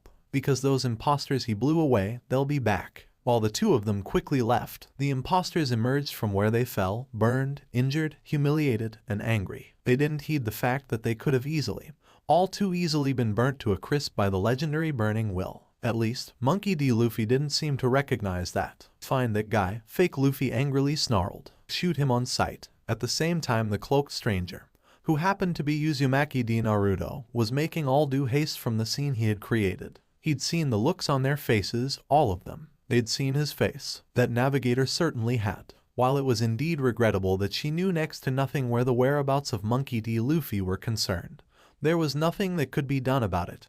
And thus, it was time to move on in his search. For the time being, Naruto knew he'd just pulled himself back into the limelight. While he didn't regret in helping that orange-haired woman, the last thing he needed was for the Marines to find out he'd taken shelter on Shabondi. If they did, they'd call in an admiral to look for him, certainly. Should that happen, not only would the fighting destroy the mangroves, but the chance of finding Luffy as well. He couldn't risk a battle to distract him from his destination, especially with Akainu. Even though Naruto is confident in his fighting abilities, he was still not yet ready to face Akainu yet. He needs the time and place if he was going to be ready to avenge Ace's death. That is why he has spent years mastering his powers to full measurement should he faces Akainu. He had thought Akainu will be the one sent to come after him after he attacked Mera, but instead was Kizaru. As his perverted mentor once told him, always pick the right time and right place to fight your enemy. Naruto also thought about those imposters back at the bar. Whoever those idiots were, they didn't realize what kind of dangerous siltation they got themselves into. While they appeared to dress in the similar fashion of the Straw Hat Pirates he remembered, they looked nothing like the originals, let alone act the part right. The leader that was pretending to be Luffy was the worst of them. That fat fuck should be grateful I didn't kill him outright. Naruto groused aloud to himself. He reminded him of the world nobles, though rather less extreme. Awfully cruel and arrogant, using Luffy's status to act with impunity, getting away with everything while the men and women around him lived in utter fear of his reputation. Surely he must have been a brilliant liar if he was able to fool everyone into thinking he's the real deal. But he's an idiot for thinking he could possibly emerge unscathed. Also stupider than he imagined. While the imposter Luffy may not realize it, his arrogance was leading to his downfall far sooner than he realized, and to the imminent arrival of an admiral. What do you mean you're coming with me? Kizaru asked in drawn disbelief. There's no need for two admirals. There are two extremely dangerous pirates roaming around on Shabondi Archipelago. Akainu cut him off. Not only Straw Hat Monkey D. Luffy but Burning will Uzumaki D. Naruto as well. This truly is a job for two admirals, if not three. He let the statement hang unadorned between the two of them. The silence was deafening. For a terrifying second it seemed like Kizaru would outright refuse the offer of his fellow admiral. Then he sighed. And why is it so important that you come with me? He asked again. Burning will, came Akainu's curt reply. Oh ho, Kizaru arched an eyebrow. So that's the reason, is it? Akainu cringed, refusing to admit that he had a personal stake in this. Because it was personal. He'd been humiliated by a certain pirate nearly a year ago, though said pirate fled from him rather than fight when Jewelry Bonnie had quite literally been snatched out of his grasp and impelled down. Most speculated that Burning Will's infiltration of prisons past were solely to gain follows to his cause. Akainu knew better. Jewelry Bonnie hadn't even spent all of an hour in the infamous undersea gale before another, nameless prisoner, had joined her. Akainu hadn't taken any notice, nor did he care for that matter, who appeared to be in her crew. All he knew was that, somehow, Burning Will had snuck into Impel Down, massacred the guards, defeated Magellan with substantial ease, and made his departure. And after his escape, amongst the countless hordes of prisoners that could not be recaptured, was Jewelry Bonnie. He shouldn't be dwelling on such a simple matter, but still, it irked him. He'd caught up with this so-called escapee, only to have his ship burned out from beneath him whilst Burning Will and his fellow fugitives made their escape. But Borsellino was peering at him expectantly, and thusly Akainu had to grace HM with a reply of his own. There's no doubt in my mind Monkey D. Luffy is stronger than he was before 2 years ago. Akainu continued as he's probably acquired the use of Haki by now. And Burning Will Naruto ... This is the same man that defeated you a year ago, and he's bound to have only grown stronger by then. He pointedly left out the fact that it was either him or her that had to accompany Kizaru, given that Aokiji was now the new fleet admiral in place of Sengoku. Naturally, they'd been expected to find a replacement for Aokiji in the last 2 years, and they had. Unfortunately, the replacement for Aokiji had an annoying tendency that involved the careless slaughter of not only the pirates she was assigned to capture, but that was neither here nor there. He wanted Burning Will alive. Therefore, she wasn't to be permitted on Shabondi for the duration of this assignment, lest half the population of Shabondi find themselves massacred. Honestly, that bloodthirsty woman scared him shitless. You don't have to bring that up, Kizaru complained wistfully, referring to the bruising he'd received at the hands of Burning Will. It's embarrassing. Flashback. Mera was burning. Great columns of flame swept through the spire, sweeping clouds of ash and smoke across the whole of Mera. They devoured everything without pause, sparing only those terrified slaves who fled for their very lives, some risking a glance back at the strange, swirling inferno that raged behind them, occasionally taking the form of a man at times, a demon the next, then something else entirely and altogether. For these were no ordinary flames. Contrary to the whims of the wind, the fire seemed to move of it on accord, barreling down not on the slaves who tried to escape its wrath, but whomever was foolish enough to dare impede their path. Those who sought safety and shelter from these flames of justice found that safety, and those who wished otherwise, those who served the world nobles, found themselves charred and burnt and branded in recompense for their temerity. There was naught but travesty for those who tried to recapture the escapees, fishmen and giant and human alike. All were freed, none were left behind, and all the while, the once proud land of Mera burned beneath these flames. It was to this scene that the Marine Task Force and Admiral Kizaru arrived. It was within this carnage, this chaos, that they first heard the sound of screaming, of shouting, and, most eerily, of laughter. Spread out, Kizaru began to issue the men their orders almost immediately. He should be here somewhere, A dim, cool blue illumination spread across the plaza, gradually brightening. It started as a whisper, then, all in a rush, he came into focus, eyes burning with blue flame, puffs of fire escaping his lips with every breath, body alternatively invisible, wispy as black smoke and gleaming, hard iridescent black metal muscle. He appeared in their midst without warning, then vanished. There one moment, gone the next. With his sudden departure, so too did 7 Marines forsake their bodies for the underworld. Suddenly, Kizaru was alone in the plaza. He stood there for a moment, blinking, slowly registering the loss of his troops. The bluish glow was already fading, rounding a nearby corner with an indefatigable speed. Only to find itself headed off by Kizaru. The Admiral was already fading into existence as the robed figure skidded to a halt before him, its eyes little more than twin sparkles of crimson in the twilight. An impasse was struck. For a moment the assassin stood there, bouncing on the balls of his feet while he considered his next move. Borsellino wasn't too accommodating in that regard. Yasukani no Magatama, he drawled lazily. Piercing pinpricks of light lanced out from his fingertips, skewering the shadowy assailant, riddling him with halts as though he were cottage cheese. The silhouette did not cry out under the barrage, nor did he flinch or whimper, much to Kizaru's annoyance. Instead he answered with a gush of fire. A veritable sheet of violet indigo flame rushed forth against the harsh jewels of infinitesimal brilliance and set the entire courtyard awash with flame. Oh, Borsellino blinked as black spots speckled across his vision for a moment. You're a Logia type, aren't you? The intruder did not honor him with a response. At least, not of the verbal realm. His heel crackled outward, little more than an electric blue blur, and for the first time in nearly a decade, Kizaru tasted blood in his mouth. The flinty, acrid taste caught him off guard, lending his attacker just enough time to plug his knuckles into the Admiral's gut. Damn, but the boy was quick. Then there was pain. Pain, searing and agonizing. Pain, the likes of which he'd never felt before, even as he felt one of his ribs splinter beneath the blow. Haki. Somehow, the boy had imbued both blows with haki, so much so that he was able to deal actual damage to his physical form. The lad doubled back and Borsellino braced himself to dissolve before the next attack could find his face, or worse. And then, as suddenly as they had come, the flames were gone. So too was their master. Kizaru blinked the heat haze away from his eyes and spat the blood from his mouth as he struggled to take in the signs he'd been given by his body. The boy darted out of sight around the next corner, nearly loosing the hood of his cowl as a stray beam took out the hem of his robe. Then he was gone again. Undeniably irate, Admiral Kizaru stormed around the corner. Ryusenka. Kizaru stood in dumbfounded disbelief as he materialized directly in the gaping maw of an inferno. And still the intruder reached out with the flames, past him farther, farther still until his element was barely even recognizable. KK Cram. An unspeakably bright flare peeled open the horizon behind them.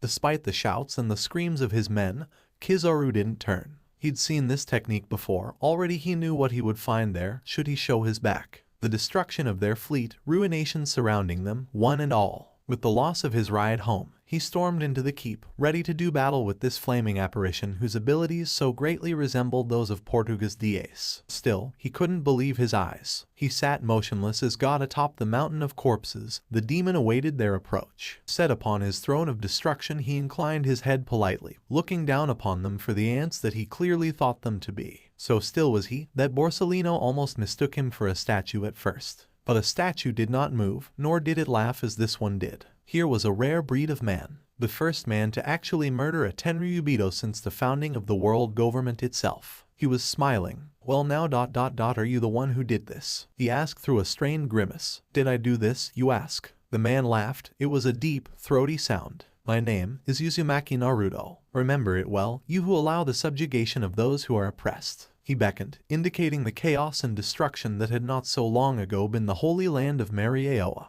Do you see this? He asked. This is your justice. This is the sin that the world government permits, because the children of the 20 kings desire it to be so, because they wish it to be. It is filth. It is perversion. It is decay. He scoffed, rising from his throne of bodies and flesh. Tell me, Admiral, do you know why it is that I have not simply destroyed this postule of a city? He stood woodenly, not taking enough care. I will tell you. Were I to destroy this place, this Marieoa, I would leave no evidence of my existence behind. Therefore, I have decided instead to wait for one of your so-called champions of justice, a marine admiral, to find me in this place, so that I could make my cause clear. Kizaru snapped his heel forward. Naruto twisted, arching his back at the very last instant. Instead of striking him in the face, as the admiral had intended, the wisp of light banked overhead, narrowly missing its given target, where it screamed off into the horizon. The blonde held his pose for a moment longer before he straightened, bending at the knees with all the grace of a fluid dancer. Such was the ease with which he rose again.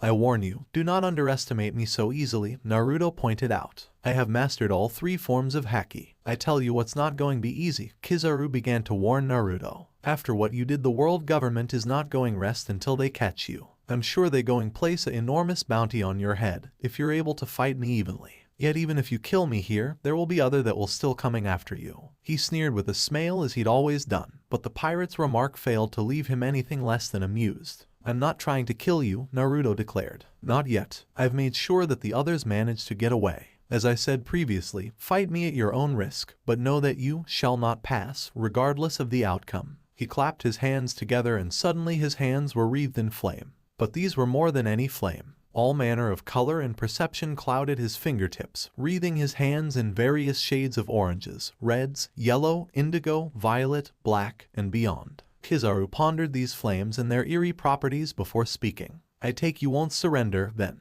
Kizaru ventured. That depends. The burning specter blew a drawn-out breath. Are you truly intent on fighting for a cause so unjust? Now, isn't that a silly question? Kizaru drawled. I've come here just for you. The burning man did not find this amusing. So you've come to take my head, Marine Admiral. He swept his fingers forward in a grandiose gesture, encompassing the ruination surrounding them. I must say, you have disappointed me. I'd hoped that you, of all people, would understand. But if you do not, then perhaps you'll fare better than the others. Sure. He shrugged his shoulders, and the cloak fell to the wayside, smoldering away in a trail of embers. If you desire my head, by all means. Try and take it. He raised the flames to the surface of his skin, and brought them not only into his arms but around his face. He allowed them to break through his scalp and form a living crown, a blatant mockery toward those he had slaughtered. There was pain there in his face, pain as they broke the skin and as they broke through channels of power that he had blocked long ago. He was powerful again now, powerful and dread. What do you think you are? Fish or tiger? Kizaru challenged Naruto on that fact. I'm sure you know what happened to. Not at all. Not at all, Naruto replied. I originally came to Marieoa to save a friend. But after what I saw there, I decided to free every slave that was imprisoned in that living hell. I can understand why Fisher attacked Marieoa in the first place. For that he has my deepest respect and admiration, though I can never truly hope to measure up to him. Seething on the face of his skin, the flames hissed and spat at the distance between them, threatening to devour the admiral at the slightest provocation. But the only difference between you and Fisher Tiger, Kizaru pointed out, is that you killed 3 world nobles. It's my job to bring to justice and see you answer for crimes. He too was drawing upon his own power, willing himself to ignore the visible strain that had been inflicted upon his body already. Dark wisps of shadowy flame did their level best to intrude upon the light he was exuding and failed, filling one half of the courtyard keep with light, the other with flame. Now, Naruto sneered. If you think you can take me down, bring it. Tendrils of smoke flame burst from the strange tattoos etched into his wrists, visible even amongst the etchings of shadow and flame. They began to take shape, form, abandoning the ethereal and favoring the material. For a moment, Kizaru marveled at it. He watched, witness to the strange shaping of the serpentine creature, almost as if it resembles Dragon of the Darkness Flame. The mighty beast of white and black flames plowed forward, jaws gaping wide. For him, for its prey, its victim, onrushing with such a speed that it occurred to Kizaru that he'd best move out of the way before it intercepted his current trajectory. A hand seized upon his shoulder, stopping him in his tracks. Going somewhere, Kizaru-san. And then there was only blackness. What's wrong with you, Kizaru? The harsh, grating tone of Akenu irrevocably dragged Borsellino from his memories. He went to speak, but for some strange reason there was blood in his mouth. Why on earth would there be blood in his mouth, now, of all times? He drifted amidst these thoughts for a moment before he recognized the dull, aching throb in his mouth as his own, as his tongue, protesting the forces that had been applied unto it. He'd bitten his tongue, Kizaru realized. The flinty, metallic tang tasted hollow in his mouth somehow, leaving him with an eerie sense of foreboding. He doubted from the look of Akenu's face that his fellow admiral felt anything like it at all. And why would he? Akenu was too wrapped up in catching burning will to think of much else. It mattered to him only that they inflict the most righteous, heinous justice upon this man whom dared to do with the world as he pleased. Still, Kizaru had been prompted to reconsider Sakazuki's proposition. Say, Kizaru began, Sakazuki. Perhaps 2 admirals would be best after all. What do you mean you can't find him? Fake Luffy raged impotently. He has blonde hair, blue eyes, and whiskers for Chris sakes. How many guys like that do you see around here? Huh. He's burning will, so he can't be that hard to find, so find him. Now, while he continued to swear and spit and spew all other manner of improper babble, a large pack suddenly swung around and bumped into him. Ugh, he cried, falling into an unglorious heap. Oh, did I bump into you? The hooded person asked. Sorry about that. Everyone gawped. Does that guy not know who Straw Hat Luffy is? He's so dead. Hold it right there. The hooded person in the parka turned, exposing his face. His was a young face, a face that should have been easily recognized. Were it not for the ridiculous fake mustache he was currently wearing, someone might have indeed recognized him, and the oversized pack which he was wearing. Thankfully, they did not. You just bumped into me on purpose, didn't ya? Fake Luffy snarled. Do you know who I am? You trying to start something, huh, punk? You made a fool of me in front of all these people. Me, a pirate with a $400 million berry bounty. Now, on yours knees, he demanded, prodding a gun against the cheek of the silently unamused pirate who had not a clue as to what was going on. Tremble in fear, and beg for mercy. No thanks, the hooded person in the parka mumbled. I'm in a bit of a hurry, so. That's it, you little runt. Vian. One burst of haki later, and fake Luffy and co. found themselves taking a very long nap.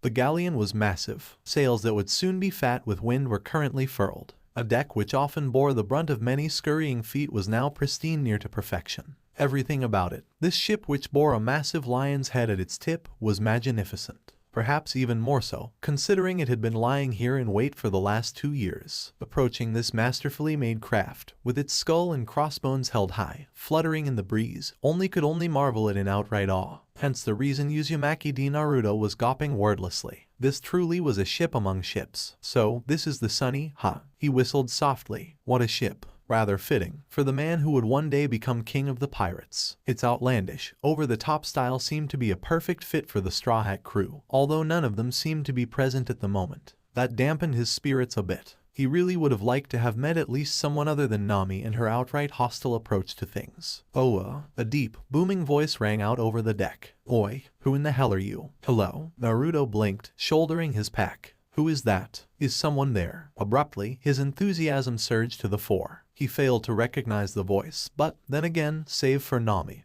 he'd never known met any of the original Straw Hat crew to begin with. That one of them might be on the ship lifted his spirits considerably. Might it be the pirate hunter Zolo, Black Leg Sanji, Sojking, or not another step if you know what's good for you? A harsh clack drew his attention, then a single red dot hovered upon his chest, emitted by the thin strand of light the like of which he'd never seen before. A targeting system, perhaps. Seconds later, nearly a dozen other gleaming red periods joined it, leaving a grand total of 12 weapons locked upon various parts of his body. Who's there? He called across the deck. Is anyone home? You bet your ass I am. Naruto had been expecting some semblance of welcome. Instead, he found himself face to face with the strangest looking human being he had ever seen in his life. Words alone could not suffice, nor could they hope to describe him, this massive muscular monstrosity of mirthful metallic substance. With one of those giant hands, he tilted up his sunglasses and peered across the expanse that separated in less than an instant. "Oi, bastard," he called. "Keep your hands off Sonny." "All right." Naruto held up his hands. "I'm not touching." "See, what the hell do you want?" That earned a response. Naruto puffed out a stray strand of flame from his lips. "Is Luffy here?" "Luffy?" The strange man-bot blinked. "Just how the hell do you know him, huh? Will you believe me if I tell you?" Naruto asked. "Probably not." The cyborg conceded. "You're not the first to try and play that card. Now get out of here. If you'll just listen." "I won't. To what I have to say." "Scram. I'm sure you'll." "Skedaddle." "Understand." "Get lost." "When I have to." "Beat it." "Trash." "Trash." Now, Naruto considered himself to be a patient man.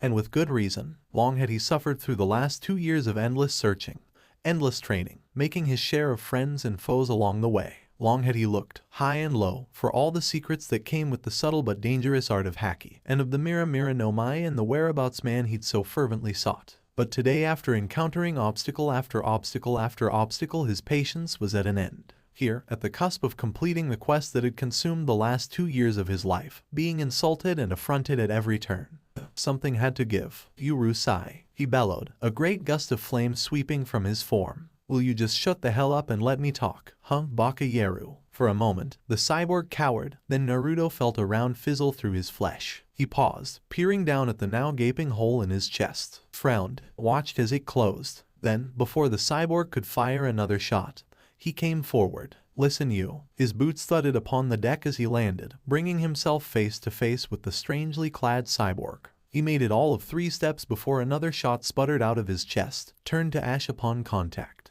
He permitted himself a small smile. Then he was upon the cyborg. His hands flashed outward, once, twice, 3 times, batting aside a great overhand sweep with one and striking barehanded with the other. It was an abysmal failure. He'd neglected the use of his flames during the attack. He couldn't bear the thought of damaging the ship. But in the end, all it gave him was a pair of swollen knuckles. Hands throbbing, he backed off, leering furiously. "Yow." Naruto yelped. "What the hell are you made of? Cast iron." "Atsui." The cyborg yowled, likewise waving his hand up and down comically as well. "Hot."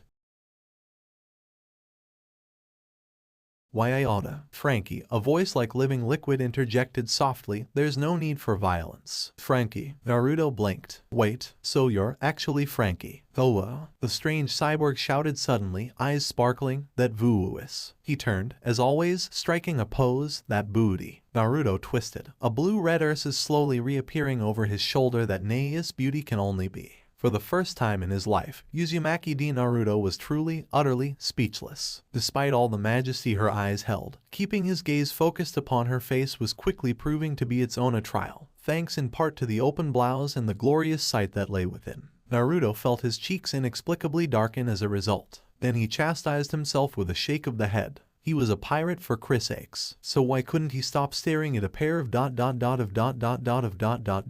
"My eyes are up here, if you don't mind." Her voice gently tugged him from his reverie. She had a gentle look about her, and it was then, in that instant, that he realized the identity of this buck's beauty. "Nico Robin." Naruto croaked out in disbelief. "You're looking well, yourself." The blonde blanched. "Well ... shit."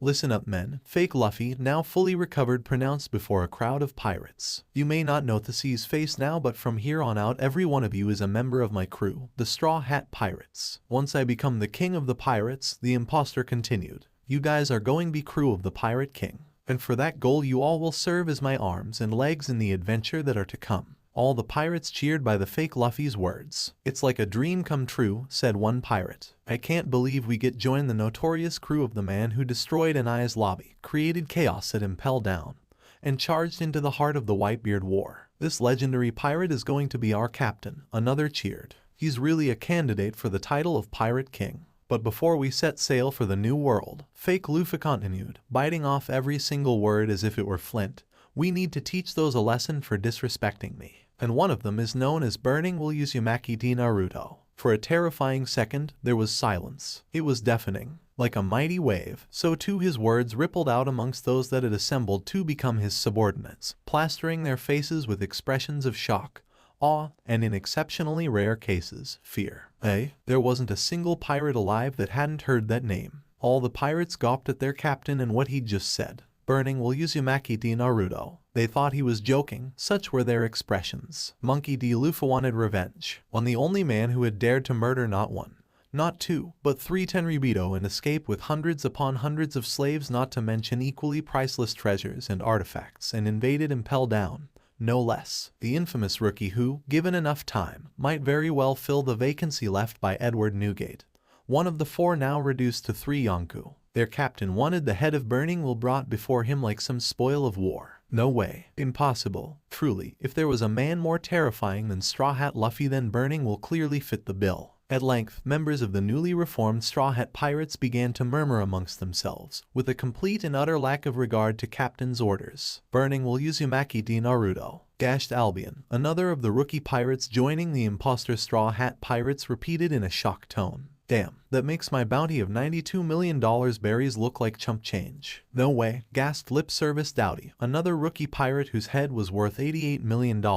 He's here in Sabayati Archipelago. But though he vanished forever, one of the pirates said, quaking with fear. This is not good, another pirate answered fearfully. That guy tends to attract an admiral from miles away. Which mean there a marine admiral may be on his way here by now, a third pirate cried out. But there's more. Fake Lufabraid, wheezing in a brash tone that would make even a donkey cringe. Now there's only one reason I gathered you all here today. Some low-life scumbags claim to be his friends, and, as such, they too have had the nerve to disrespect me, your beloved boss. And they are still somewhere here in the archipelago. I want you to hunt them down and drag them, kicking and screaming, to me. And then that so-called legend will come running over here like the fool he is. Jahahaha. You mean if we hostages, Burning Will won't harm us? A stray voice murmured. That's right. Someone stammered. If we take his friends captive, then there's no way he'd lay so much as a finger on us. Yeah. Their logic continued to degenerate further, much to the ire of a single pirate among them. He watched the fools bolster themselves with false hope, with the delusion that, by taking hostages, their lives could somehow be spared from the wrath of the man who'd once burned an entire island to ashes in a fit of rage. The fools, they had no idea,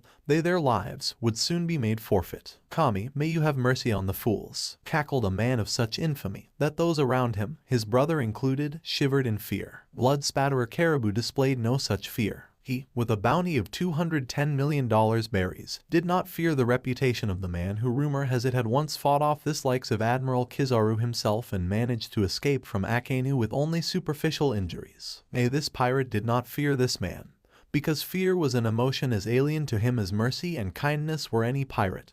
Only more so. He too remained utterly ignorant of the man with the fake mustache being led toward them by fake Zoro and fake Sanji. So fixated was he upon Burning Will, in fact, that for the moment, that he even forgot to bury the marine scout that had so foolishly tried to shoot him not an instant ago. He left that man's fate up to his brother, Koribu, and those of his faithful pirate crew, while he waited and watched and willed away the minutes with his wily plotting. So you've come at last, Burning Will. His eyes were filled with hatred, his soul with vengeance. Yes, by all means, come. Come here, Burning Will, to Grove number 46, because I'll be waiting. And this time, this time, I'll finally have my revenge for what you did to me all those years ago. Achoo. Many miles from Grove number 46, Naruto suddenly sneezed. Bless you, Robin chimed pleasantly. Aw, thanks. Naruto raised his gaze to meet her own. It was a mistake. Once again, he was stricken speechless. He took in the large eyes, perfectly coiffed hair, clear skin, full lips, and lean, firm curves, and he marveled at her. Hers was a beauty beyond describing, but ultimately it was the eyes that ensnared him. Her eyes were cool, twin pools of crystal blue, not unlike his own. Hers were eyes that knew pain, but at some point that pain had been taken to pieces. It had been dissected, disassembled, examined from every angle,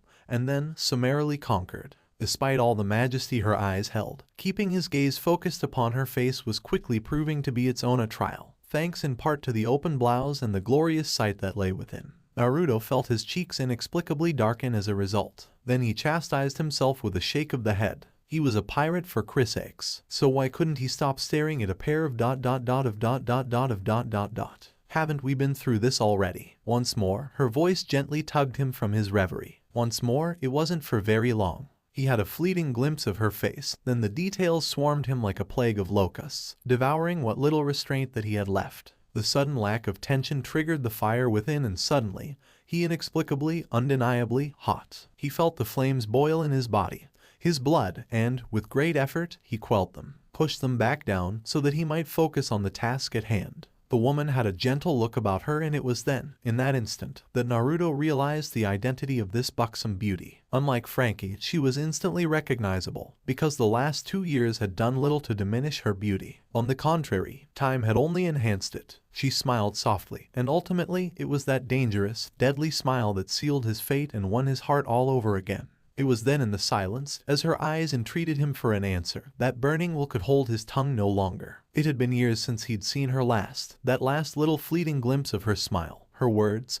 having etched itself into his memory forever. Now, his own words threatened to overwhelm him. Say something, anything at all, you blasted fool. Just stop standing there, stop gawping at her like she's a piece of meat. It's been a long time, Naruto. Whump. Naruto took the words like a blow to the gut. The air rushed out of him, taking all manner of tension and anxiety with it. Gone. It was all gone. Gone was the strain. Gone was the pressure. Gone was the urge to prove himself, to demonstrate unto her that he was not the same strange, stupid, foolish boy he'd been when they first met in Alabasta, because now he was more, so much the better for it, and still so very much in love with the woman standing before him. Immediately, he dismissed these thoughts as folly. They were feelings from his past, a past he'd left behind. But perhaps, no. He mercilessly slammed the lid on that train of thought before it unraveled any further. Renewed desperation coursed through him, scouring him clean like those great and all-consuming flames that had been a part of him for the last 2 years. Searing fire lanced through his chest, and, in that instant, he ached. He plucked at the strands, struggling to knit what remained together, to reassemble his thoughts so that he might finally break this dreadful silence. My apologies, Naruto gasped out in a rush, suddenly abashed at having rehashed his actions for so long. It has been quite some time since I've seen you last. She smiled, and in that instant his heart ached. It has, hasn't it? You're looking well. It was the first compliment he could think to say, and at once, he regretted it. I could say the same of you, Robin supplied calmly. Burning Will, Uzumaki d Naruto. Naruto felt his cheeks darken, and not just from shame. Here, standing here before him, was a woman with such a figure that a goddess would turn green. She was beautiful, and she was lovely in all aspects of the word. Few, if any, could hope to be a match for her in terms of appearance, let alone grace. Even Boa Hancock, the great pirate empress herself, might be hard-pressed to outdo such a bodacious beauty. She'd been beautiful the last time he'd seen her. Now, she was drop-dead gorgeous. There were no hidden truth in her words now, as there had been in Alabasta. Robin remained brutally honest, if a tad polite, although her years with the Straw Hats might have tempered the strange, tempestuous creature she'd once been. Years before. He needed to say something. Anything. How have you been? He asked, and immediately cursed himself for the words thereafter. Damn it all. He'd read the papers. He'd seen the devastating aftermath of the Buster call upon an Ai's lobby. There was no knowing what kind of trauma that must have put her through. And then, after all that, to be separated from her nakama for 2, not 1, but 2 years was too much to ask of anyone, especially Nico Robin. Well, she acquiesced, the corners of her lips turning up in an expression that was not quite a smile, not quite a frown. I've been well. The silence stretched on for what felt like an eternity. Naruto would have been content to have that silence last, had it simply stayed that way. To have simply allowed this moment to exist would have been truly wonderful, to work out whatever differences still lay between them. He just wanted it to last, for a little while longer. It did not. Frankie had to go and ruin it all by jacking his jaw. Oh well, he shouted. What's going on here? How do you know this guy, Robin? The archaeologist of the Straw Hat Pirates shook her head lightly, the motion sending a wave of raven hair cascading down her back. For a moment her eyes lingered, locking within and caging his heart forever. Then she turned aside, gracing him with a smile for the first time in what felt like to him a truly long time. Whatever trespass he had first committed, whatever mistakes he had made on the road to Shabondi Archipelago, he could see them all in her eyes. He saw them all, every flaw, every error, every one of the men and women who'd laid their lives down for his sake so that might arrive here, to this moment. And he knew that their sacrifices had not been for naught. It was worth it. Frankie, meet Burning Will, also known as Uzumaki Naruto. He saw it in her eyes and the soft, not quite shy smile that bespelled her lips. Whatever sleight of hand that had first caused them to part ways, apparently she bore him no ill will over it. Good. The last thing he wanted was to make an enemy. All was forgiven. Burning will. Frankie gawped in disbelief. Oh, you actually know this super guy. This is that guy, Burning Will in the flesh. Unless you'd like me to charbroil what's left of yours, I suggest you be silent. Naruto snapped back, irate at the pervert cyborg that nearly broken his knuckle only moments before. He wouldn't be making that mistake again. Maker preserve me. If I hear one more word out of your mouth, I swear I'll. You're looking for Luffy, aren't you? Naruto made a squelching sound. He already knew who had asked the question. When he turned to greet it, Robin was looking at him expectantly, arms folded, eyes oddly distant, almost as if she were staring through him, past him, and a ways beyond him. He wanted to turn, wanted to follow her gaze, but sheer astoundment prevented him from doing such. How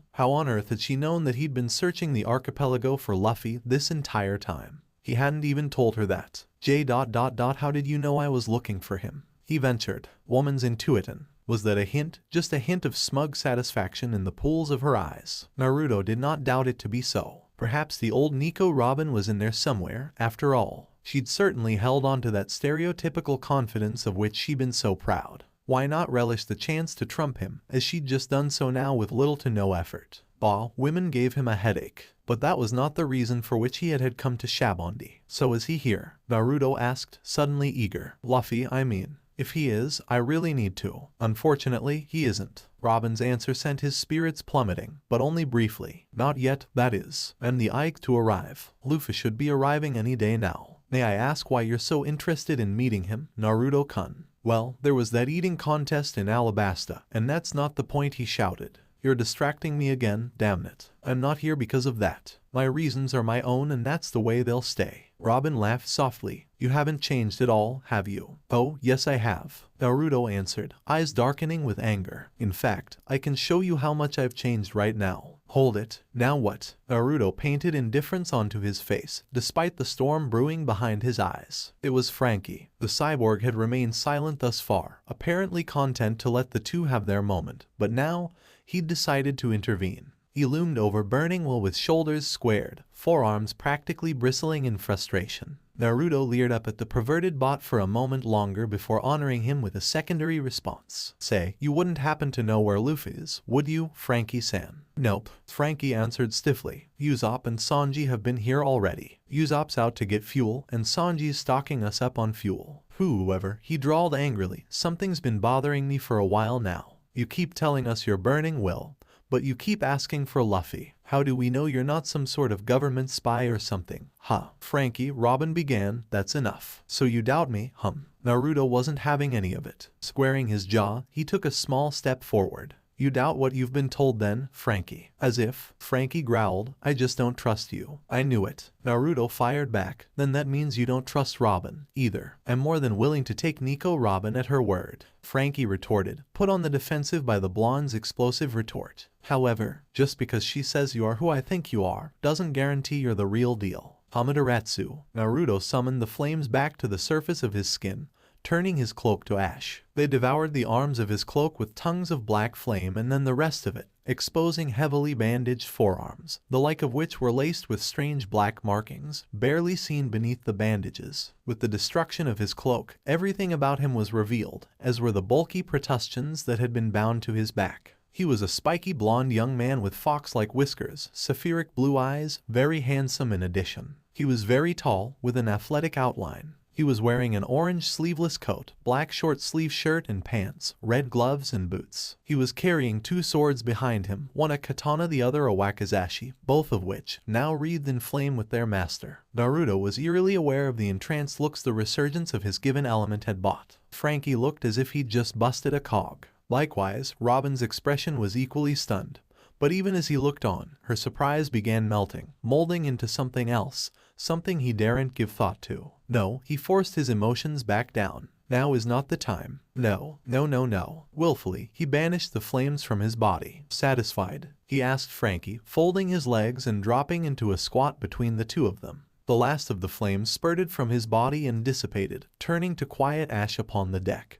And then they too were gone into the afternoon. Because I won't be doing that again. For a moment there was silence, and in that silence, he gauged at best their reactions. From Robin, he sensed amusement. Frankie, well, finally, Frankie recovered his voice. It was. Naruto grimaced. So help me if you say what I think you're about to say.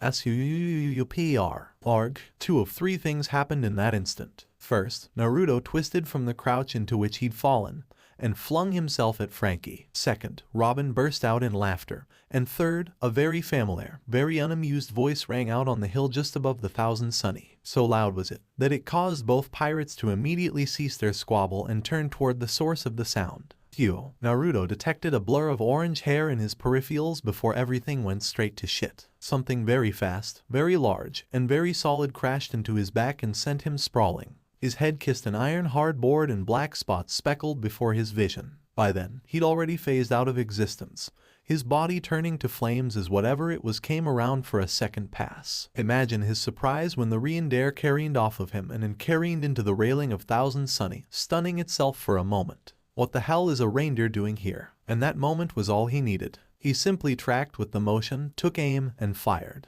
Das Fleur. Suddenly, the reindeer was gone. A pair of hands wrested him away from the ensuing gust of flame, instead hurtling up the mast and out of harm's way. Naruto hesitated for a moment, fearful of further endangering the Thousand Sunny any more than he already had.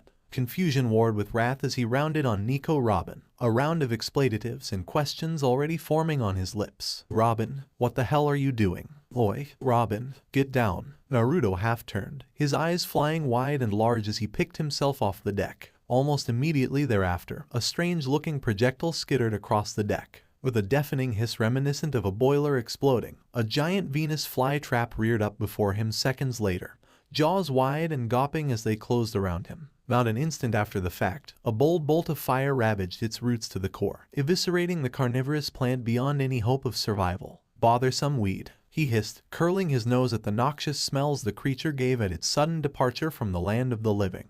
Within seconds, it and its brethren, foul-smelling and all, had been reduced to little more than dried husks upon the deck. He didn't even bother to turn when the great hulking fist of Frankie came hurtling toward his head, because he'd already caught it, not even bothering to become intangible. You're awfully quick to attack me, Frankie, he mused, his expression turning thoughtful. Why is that? You know damn well why. Naruto shook his head. Actually, I don't know. But, Frankie, you should know. He drew the cyborg close, a sly smile flitting across his features. That I don't pull my punches. He didn't pull this one, either. Flames licked across Naruto's fist, wreathing his wrist in fire. He clenched his fingers and they erupted, spreading outward in an orange discharge so violently sudden that the infamous shipwright likely saw little more than a red-white blur before the debilitating blow struck. When he finally came to, he realized that not only had he been ejected from the Thousand Sunny, but now, one of the Eucameran mangroves was upside down, seeing as Frankie himself was wedged within one of them.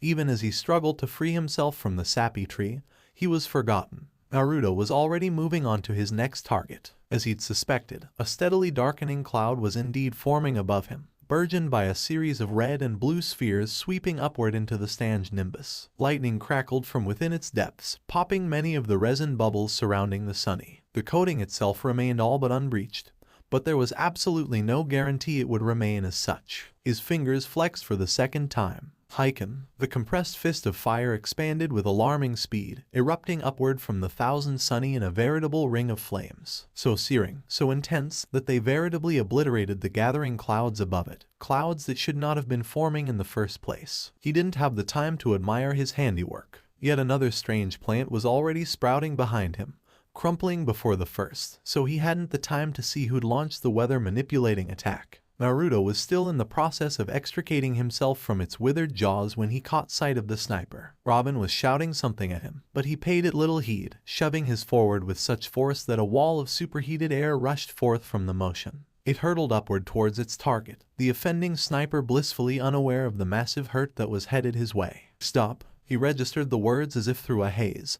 and turned, wondering who it was that dared to shout at him so. They were under attack. There was no reason for anyone to be shouting at him, least of all her. And still, he couldn't help but wonder. Stop, Naruto, stop. Robin's words finally reached him, just as he saw who the supposed sniper was. He also saw who was standing beside him. her flaming orange hair too much of a dead giveaway to be mistaken for anyone other than whom she was. And the blast was hurtling toward them both. Too late, he realized his mistake. Too late, when he realized whom he was about to attack, about to incinerate, about to kill, he saw his folly and understood. Shit. He tried to pull back the blast, but it was too late. He could only watch as the invisible column of boiling current hurtled through the atmosphere, a harbinger of doom and destruction for its unwitting target. A target that was never reached, because a blade sliced through the fire, and the flames as though they were butter, sundering and severing them, raining down in a series of soft sparkling embers, bringing no harm to Nami or Usopp, leaving the sparks to sputter, then die. Naruto could feel several pairs of eyes boring into his back save for Robin, each sporting a withering glare. But he was already repentant for his deeds. Shame, embarrassment, and disbelief washed him to his toes. What was that just now? He hadn't gone off like that since Mera. He shuddered with revulsion at the memory. All that blood, so much blood, bloody bodies everywhere, and then had come the rage, the deep, all-consuming fury that had swept him up and splattered the world a deep, impregnable scarlet. Looks like we made it in time, after all. A smooth voice wafted across the clearing toward them, gently plucking the blonde from his bloody reverie. For that, he was grateful more than any of the Straw Hats knew. He held no desire to revisit those darkened days of memory and misery. Relieved to have something with which to preoccupy himself, his attention shifted toward the small hillock from which the voice, and Nami's disbelieving cry, had come. Rayleigh-san. There, standing upon a small hillock, were Silver's Rayleigh and Shakayaku. To Nami, Usopp, and Tony Chopper, Silver's Rayleigh and Shaki looked exactly the same as they had 2 years ago. Silver's Rayleigh, a handsome old man who was wearing his glasses, and Shaki, a slim and tall woman with short black hair, 2 tufts pointing upwards, and, as always, she was smoking a cigarette. To Naruto, they looked like a pair of complete strangers. Powerful, complete strangers. Of course, everyone knew the name Dark King Silver's Rayleigh, but this was Naruto's first time seeing the man, bearing witness to the living legend live, and in person. That man had just sundered the powers of the Mera no Mai as if they were nothing. That, if nothing else, demanded respect, and warranted caution to the highest degree. If he engaged this man, even in his advanced age, Naruto knew that he would not emerge unscathed. He couldn't afford a battle like that. Now, not with an admiral at his heels and the world government breathing down his neck. Surely they'd gotten wind of his arrival by now, meaning that his window of opportunity for finding Monkey D. Luffy was about to slam shut in his face. That thought alone, stayed his hand. Silver's Rayleigh. His voice conveyed none of the awe he felt, being in the presence of this magnificent man. Didn't expect to see you taking center stage. Turning toward the Straw Hats, most of whom were either stunned or outright irate, he did the only thing that might possibly remedy the situation. An act of insolence so demanding, so great, that it could shatter the core of his being and shake his very soul. All of you, listen up. He barked loudly. I have something to say and you're going to hear me out. Unceremoniously, he knelt. Uzumaki D. Naruto, the man known as Burning Will, the man who'd raided Mera, freed thousands upon thousands of slaves, penetrated the impenetrable undersea gale known as Impel Down. The man whose bounty was superseded only by that of Monkey D. Luffy himself, took a knee. He reached around to the matchless blades that adorned his back, and laid them on the deck at his feet, careful to remain facing away from Robin as he did so, genuflecting before the Straw Hat pirates as a whole. Hear me, Straw Hats, he began slowly. My name is Uzumaki D. Naruto, son of Minato and Kushina. Some of you might also know me as Burning Will. My bounty is that of $350 million buried for various crimes and offenses, some of which are so terrible that they have been stricken from the history of the world itself. For the past 2 years, I've been training, honing my skills and abilities, and searching for all of you. He paused, letting his statement hang, unadorned between the lot of them. One by one he read their expressions, his gaze falling first to Nami, then Chopper, Usopp, Frankie, and finally Robin. Shock, dismay, horror, confusion, and amusement. Then his attention shifted, sweeping toward Rayleigh and Shaki, noting that both the former and latter were entirely too pleased by his actions. Though that struck him as odd, the Straw Hats hadn't attacked him yet. That was good. What he said next would truly test their mettle as well as his own. He was choking on his own pride as it was, bowing before them and offering his swords in deference. Truly, it went against his better judgment to demean himself in such a manner. But demean he did and continued.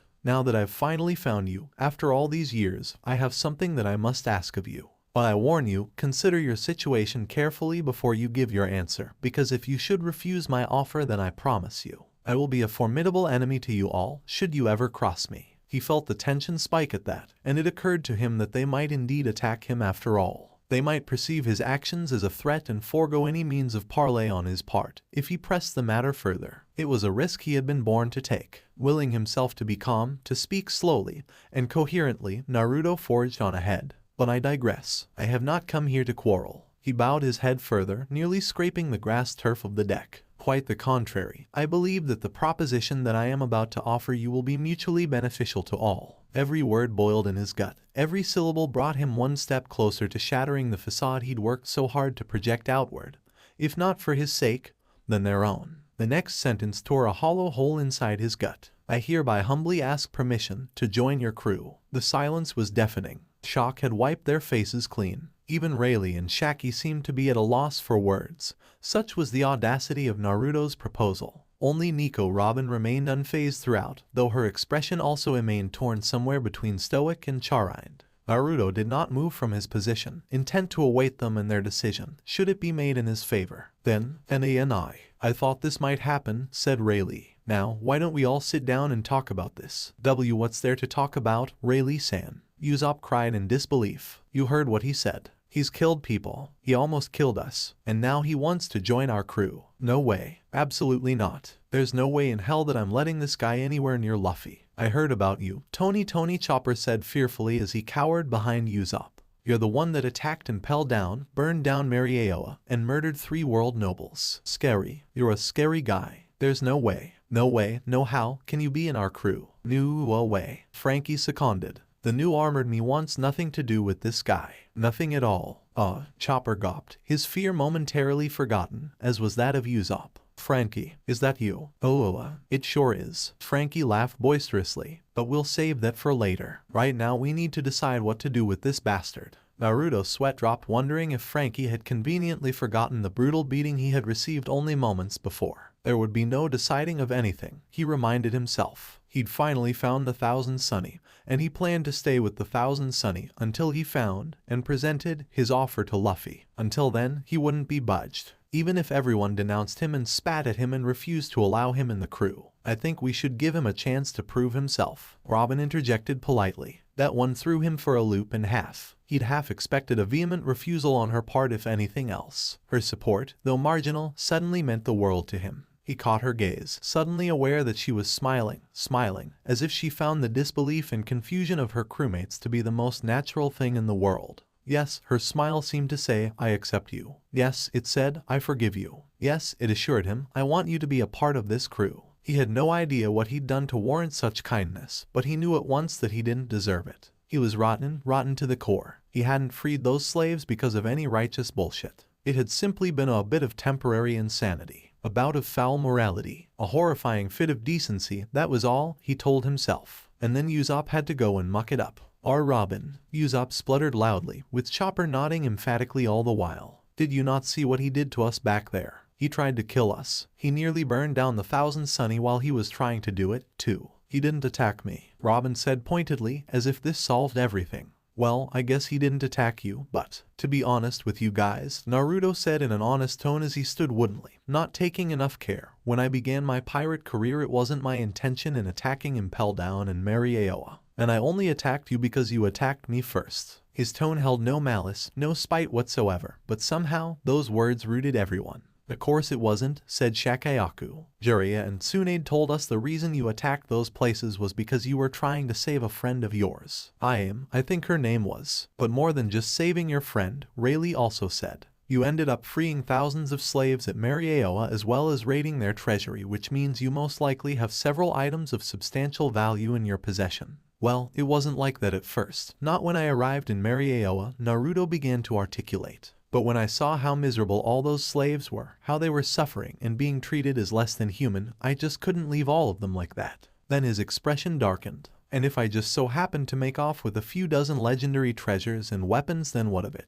I doubt the Tenryubito had any real use for them, other than collecting dust. I expected no less of you, Burning Will. Rayleigh laughed. Good job. Naruto blinked. I figure you must have arrived here sometime last night, Rayleigh carried on. Following the incident at the shipyard coating, there have been a large number of attacks on slave traffickers as well as slave owners themselves. All claimed that a mysterious hooded figure attacked them by using fire while freeing the slaves. Obviously, you're the only pirate who can wield fire, so... Wait.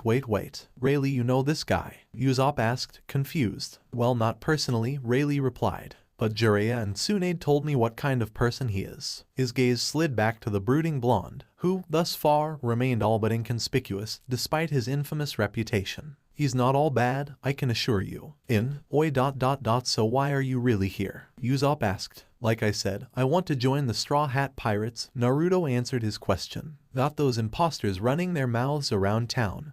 The real thing. Unfortunately, not a one of you seems to know where your captain is, and I haven't had any luck in finding him. Why would you want to join us? Nami asked him in suspicious tone. I thought you were hunting down Luffy. Naruto chuckled sheepishly. Actually, well, I'm doing this to honor a friend of mine, Naruto told her. I want help Luffy in becoming the new king of the pirates. Your friend? Repeated Usopp. 4 years ago, Naruto began to explain. I met him in my hometown. He was hunting for someone named Blackbeard, and rumors of his appearance must have brought him to where I lived. He stayed for only a few months, but in that time, we became very good friends. He was so impressed with me that he offered me to join his pirate crew. Well, why join us instead of this guy's crew? Tony Chopper asked hesitantly. Naruto's expression turned dour. He died. The sudden somberness in his eyes rippled across them all. I'm sorry, replied Tony Chopper in an apologetic manner. I didn't mean to. No, it's perfectly alright, Naruto said to Chopper. Besides, my reason for joining Straw Hat Pirates is to honor his memory. You said that your friend offered you a place in his pirate crew. Robin asked him. He did, Naruto answered. He was impressed with my fighting abilities when we fought and offered me a seat in his crew, the Whitebeard Pirates. The Whitebeard Pirates, Usopp repeated. Your friend was a member of the Whitebeard Pirates. Yes, Naruto confessed. His name was Fire Fist Ace, the 2nd Division commander of the Whitebeard Pirates. Robin blinked, but said nothing. You knew Ace, Nami, Usopp, and Tony Chopper were very much suspired that Naruto had, at some point, prior to his pirate career, been friends with Luffy's brother Ace. So you want to join our crew just for Luffy's brother? Tony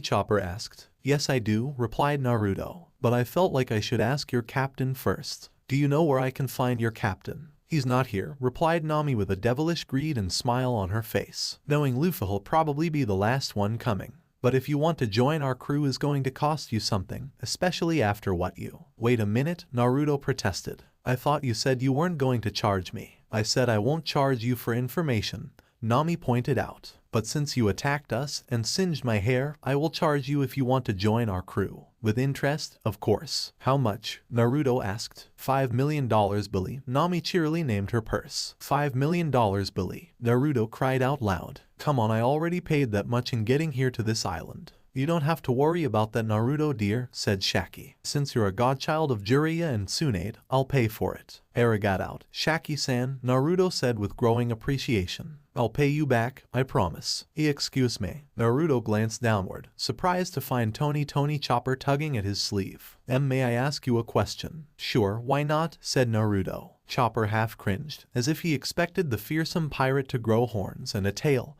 and start spewing fire, with the latter being well within the range of his abilities. When Naruto did no such thing, Chopper mustered up his courage to ask the question that, to a doctor like him, needed answering. I heard Silver's Rayleigh and Shakayaku say the name of Tsunade, Tony Chopper alleged. Do you know Tsunade the Slug Doctor? Yeah I do, replied Naruto. She's my godmother. You're a fan of her. Oh I am, Tony Chopper said happily. She's regarded as one of the greatest medical doctors in the world. I always wanted to meet her. Well, if we run into Granny Tsunade someday I'll introduce you to her, Naruto promised. Thanks, Tony Chopper replied cheerfully. I'm going to go out and look for Luffy, said Rayleigh. Naruto, why don't you come along? I'd like to have a little chat with you. You know where Luffy is? Nami asked. I didn't say I know where he is, Rayleigh answered back, but have a good idea where he might be. All right then, Nami said before turning to Naruto. If you manage to find Luffy, make sure you bring that idiot back to the Thousand Sunny since he has a bad habit in walking into situations. I will, Naruto replied before turning to Rayleigh. So I take it you really are Sliver Rayleigh, the right-hand man of the King of Pirates. Jiraiya and Tsunade tell me you're a haki master, said Rayleigh. I take you also learned Heishoku haki. That I do, Naruto replied. Learning Busoshoku Haki took some focus and time. Kenbenshoku Haki was hard and painful to begin with. But Heishoku Haki, man, that was a big surprise. Heishoku Haki is an extraordinary form of Haki that cannot be attained through training. Rayleigh gives out the details. Only 1 in a million people carry it. It's no surprise that you possess that power. You probably inherited from your parents and I said, Rayleigh repeated, that you most likely inherited the Conqueror Haki from your parents and myself. What do you mean? Naruto asked, confused on what sliver Rayleigh just said.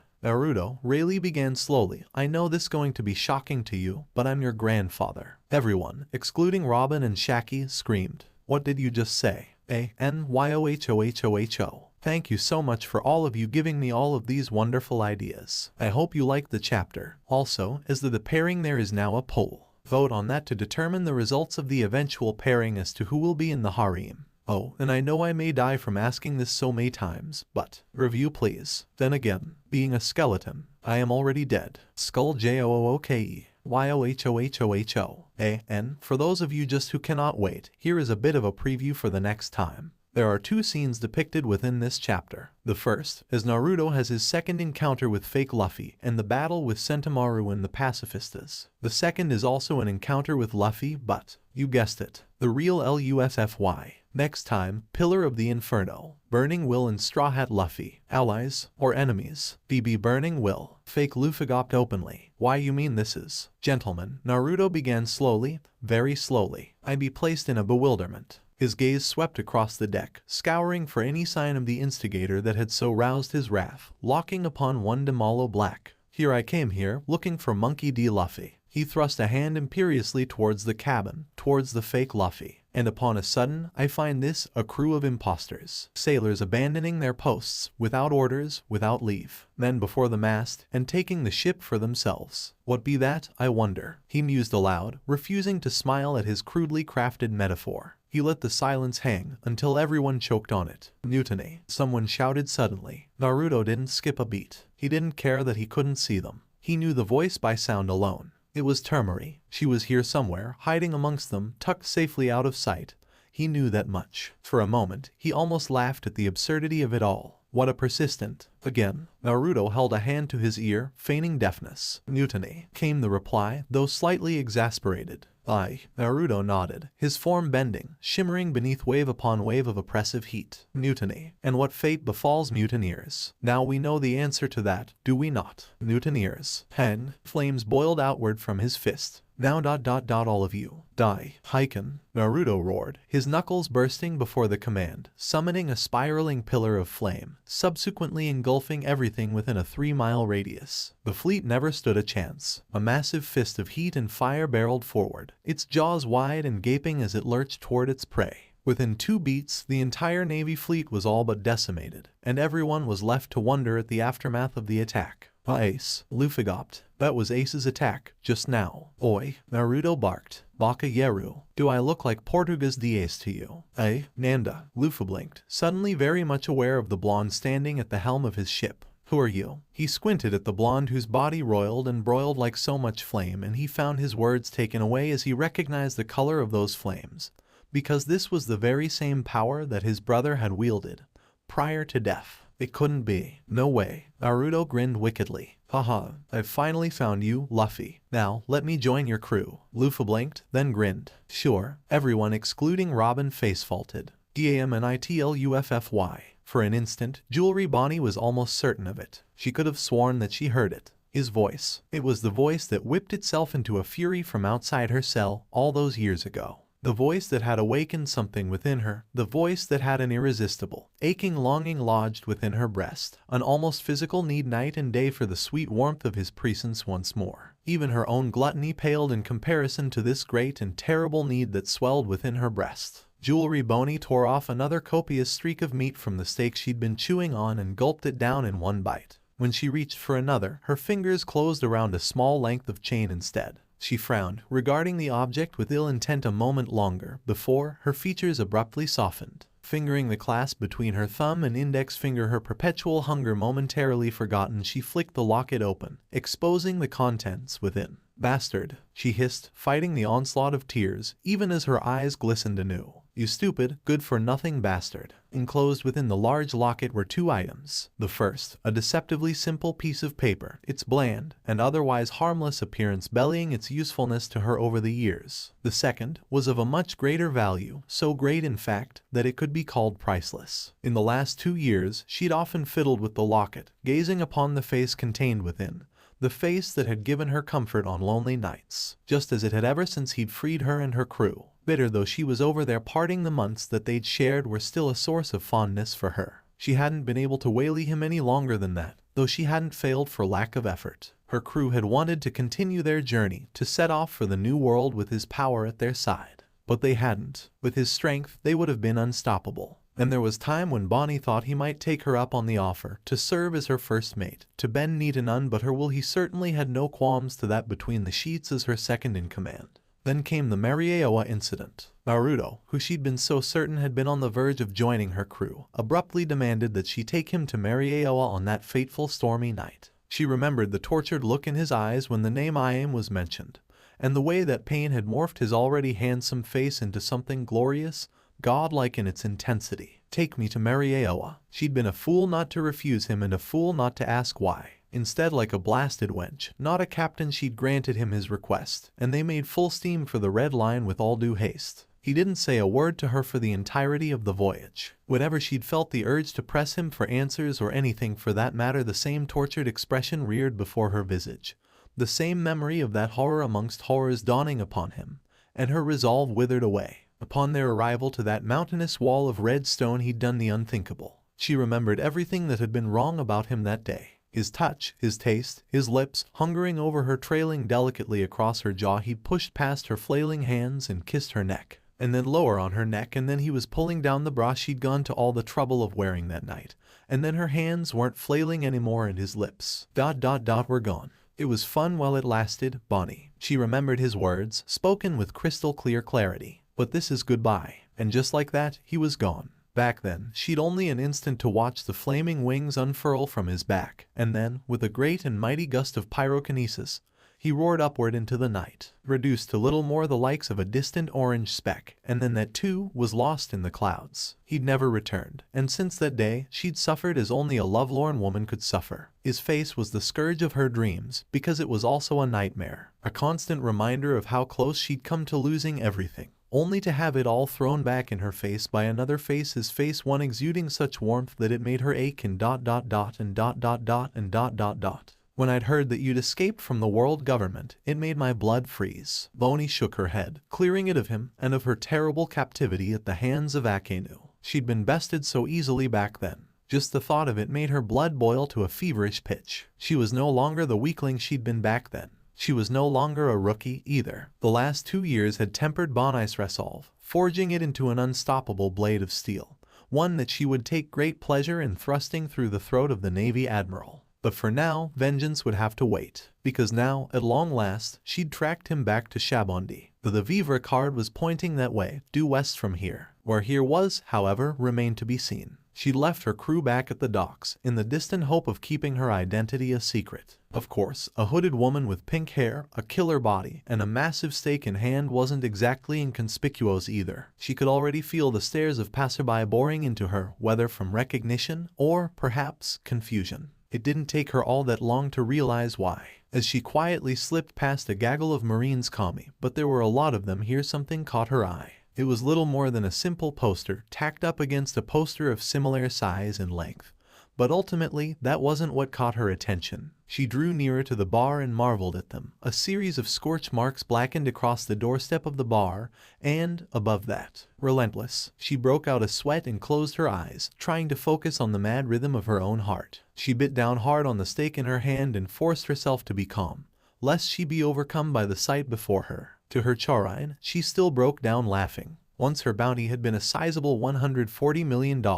Now, much to her delight, it had been ratcheted up to an enormous $279 million. Even as she scrubbed at her eyes with the back of her free hand, the number did not change. Her bounty had all but doubled in the last 2 years. Doubled. Granted, she'd been out at sea for the majority of it, as she'd been searching for him, but still. Damn, can I help you, miss? Bonnie blinked, drawn from her reverie by the sound of a voice. She turned, regarding the one who had spoken, with much ill intent. The man, for he was clearly male, was a homely-looking sort, and he quailed beneath the baleful glare leveled upon him. Good. He was right to fear her, even more so if he knew to whom he was speaking. She let him cower a moment longer before thrusting a wanted poster into his face. "You seen this guy?" she demanded, parading the likeliness of burning wool before his visage. He spluttered nervously for a moment, before finally seeming to recognize that which peered out at him from within the poster. Dismay, disbelief, and desperation each flitted across his face. For a moment, she was torn, wondering whether she should have given up this pointless quest long ago, and fervently hoping that she'd finally found a lead. The bartender blinked owlishly. "Yeah, I've seen him." He paused, his eyes flitting first toward her breasts, pervert blushing, then back to her face. "He paid me for the damages he caused." Abruptly his eyes narrowed beadily and became suspicious. "Why?" he asked suddenly. "You a friend of his?" Bonnie felt her cheeks darken at the mention of that. "No, not friends. They've been anything but friends. Friends didn't send your heart pounding. Friends didn't set you aflame with a single, smoldering smile. Friends didn't visit your cabin late at night and torment you with the vast intricacies of pleasure that the human body could offer. No, definitely not a friend. Have you seen him or not?" Bonnie all but snarled, her free hand clenching into a claw around the massive steak upon which she'd been chewing, rending the bone asunder as easily as one might break a stick over their knee. Her eyes gleamed frightfully from within the hood, and for a moment, against a sudden and inexplicable gust of wind, her visage became visible. Qualing at the sight of her and her strength, the bartender let out a frightful squeal. "Yes," he cried. "Yes, I've seen him. He was just here. He wrecked my bar, then paid me for the damages and everything.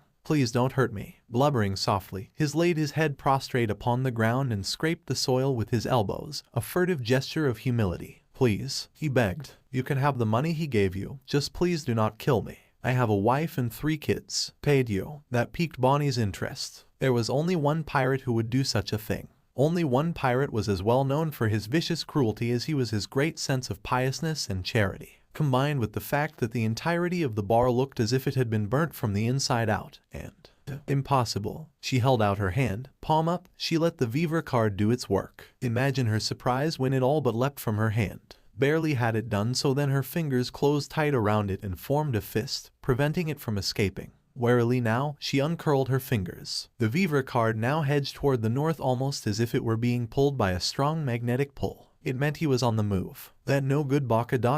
just where the hell is he? Many groves to the north. For a moment, Naruto had the strangest sensation. It felt as though he were being watched, as though somehow, somewhere, someone was searching for him. How he knew, he could not describe. Then shock overwhelmed him and the moment was lost. "Wait just a damn moment," Naruto cried out in shock. "You're my grandfather." They disembarked from the ship, choosing instead to move to Shaki's rip-off bar. Naruto had been demanding answers on the way, but Rayleigh had remained imperviously silent, that is, until they'd arrived. Now, sitting at the bar, the occasional flame escaping his lips, Uzumaki D. Naruto wanted answers. And he wanted them now. His once calm demeanor was all but shattered, his mind still reeling from the revelation, thusly putting his search for Luffy in a temporary hold. Sharing in his surprise, Nami, Usopp, Tony Chopper, Frankie and Shaki still gawped. All eyes fell upon the Dark King, each demanding their own answer, each loosing in a simultaneous squawk of surprise that came in the form of a loud, "What did you just say?" "That's right," Silver's Rayleigh confessed, ignoring their disbelief. "As I said before, Naruto, I am your grandfather." "He's your grandson," Shakayaku slowly said, her eyes only slightly larger than usual. "Then that means..." "Yes, Minato is my son," Silver's Rayleigh also admitted to Shakayaku. "I had a relationship with a woman living in Logtown before I set sail with Roger to conquer the entire Grand Line. After Roger's execution I found out that I had a son named Minato." He paused at the last, as if to say, "Sorry I didn't tell you about that, honey." Because this was not, absolutely not the kind of thing you concealed from the woman you were going to spend the rest of your life with. For the most part, Shaki concealed her shock rather well. The only sign of her anger was the slightest narrowing of her eyes, and perhaps a tad of hesitation with which she exhaled the smoke of her cigarette. It was enough. One look, and Silver's Rayleigh knew he had some explaining to do. In fast, thankfully, Naruto recovered his voice before Shaki's unholy wrath could descend en masse upon her unfortunate husband. "Wait. Naruto held up his hands, as if he might somehow ward away the confusion. Did Ba-chan and Hiroshinen know about this? Because if they did, then why wasn't I told about this when they told me about my parents? Flames fizzled forth from clenched fists, a silent warning that his next answer would either be the right one. This it would be, or it would be his last. They did know, answered Rayleigh, albeit a bit hesitantly. But they both felt I should be the one to tell you if you ever made it here to Sabayati. Naruto must have accepted that answer, because his burning knuckles sputtered and died abruptly. But the words had not left him unscathed. There was a strange, deadened look in his eyes now, one that bespoke of joy, confusion, loss, and finally, furious relief. Robin saw this and touched her hand upon Naruto's shoulder. Just a touch, a simple brushing of the fingers, a brief caress traversing the valley between his shoulder and neck, then it was gone. This did not go unnoticed by the remaining Straw Hats. Almost instantly, the anger leached from Naruto's face. His shoulders seemed to sag for a moment, as if to say he was angry, not stupid. Naruto remained hunched over the keep and swirled the contents of his glass, watching the alcohol ebb and flow with the cup before smashing it to his lips and bringing it crashing down on the countertop. If not for the restraining hand on his shoulder, he looked as if he might lash out at that very moment. But he did not, and as such, the silence was all but deafening. Rayleigh, I can't believe you had this secret all along without me knowing it. Finally, it was Shaki who shattered the impasse. Sorry about that, but the fewer people the better, explained Rayleigh. Naruto's parents and I were extremely notorious pirates that had been hunted ruthlessly by the world government and the Marines. Abruptly, his expression soured, his gaze falling instead upon the whiskey in his glass. Just like Portuga's Ace was. You fear they will do the same way to Naruto as they did to Fire Fist Ace? Robin asked, doing her best to conceal the small flicker of dread that flitted across her face. Robin, many things though she was, had also been shaken by the death of Ace. But unlike the rest of the Straw Hats, she held a more personal stake in the well-being of his successor, and the thought was an ache that awoke inside her that she'd has never known before, and for a moment, the intensity of it startled even her. He was already hunted relentlessly as it was. Yes, said Rayleigh. I never knew Roger had a child with Portgaz de Rouge, so it was a bit of a surprise that he never told me or the rest of his crew. His gaze slid to Naruto, as though his grandson might somehow compound his story with further facts. Which, of course, he did. Naruto was simply too proud to be passed over. Given the opportunity and the motive, he shone like the sun. And thus, he shined. Well, back then, I didn't know Ace was really the son of the Pirate King, Naruto resumed. But from what Granny Tsunade and pervy Jiraiya told me, the world government had been killing a large number of pregnant women in order to ensure the bloodline of the Pirate King was terminated. His fingers drummed across the countertop as he said this, not from anger, but from an incessant desire to occupy the power thrumming within his fist. That they did, said Rayleigh. Minato and I were somehow able to keep our father-son relationship a secret to the world, save for Tsunade and Jiraiya. Yet despite the fact that we kept it a secret, Minato decided to follow my footsteps and become a pirate anyway. Minato, would he happen to be Yellow Flash Minato Namikaze? Robin asked. That he is. Naruto's chest practically swelled with pride. Bachin and Hiroshinen told me he was one of the most fearsome pirates to ever exist in the Grand Line. He was the eater of the teleportation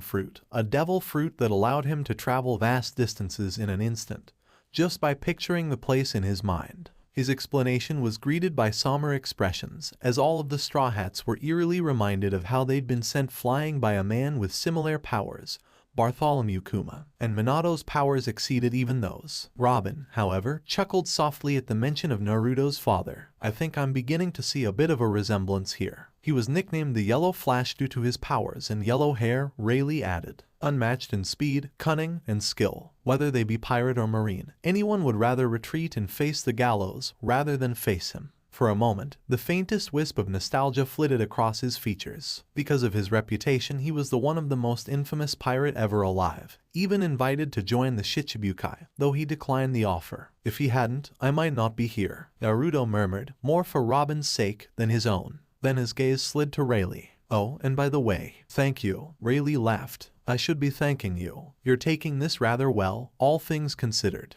And suddenly, Naruto felt relief. It welled up in him with such force that it almost staggered him, like it had been waiting there for so long biding its time. A relief he had nursed and hidden away but never acknowledged. It wasn't simply that he wasn't angry. He was furious, actually. All this time, he'd had a grandfather, and no one had bothered to tell him of it. But that fury found itself washed away in the aftermath of a joy so powerful that it threatened to utterly obliterate his senses entirely.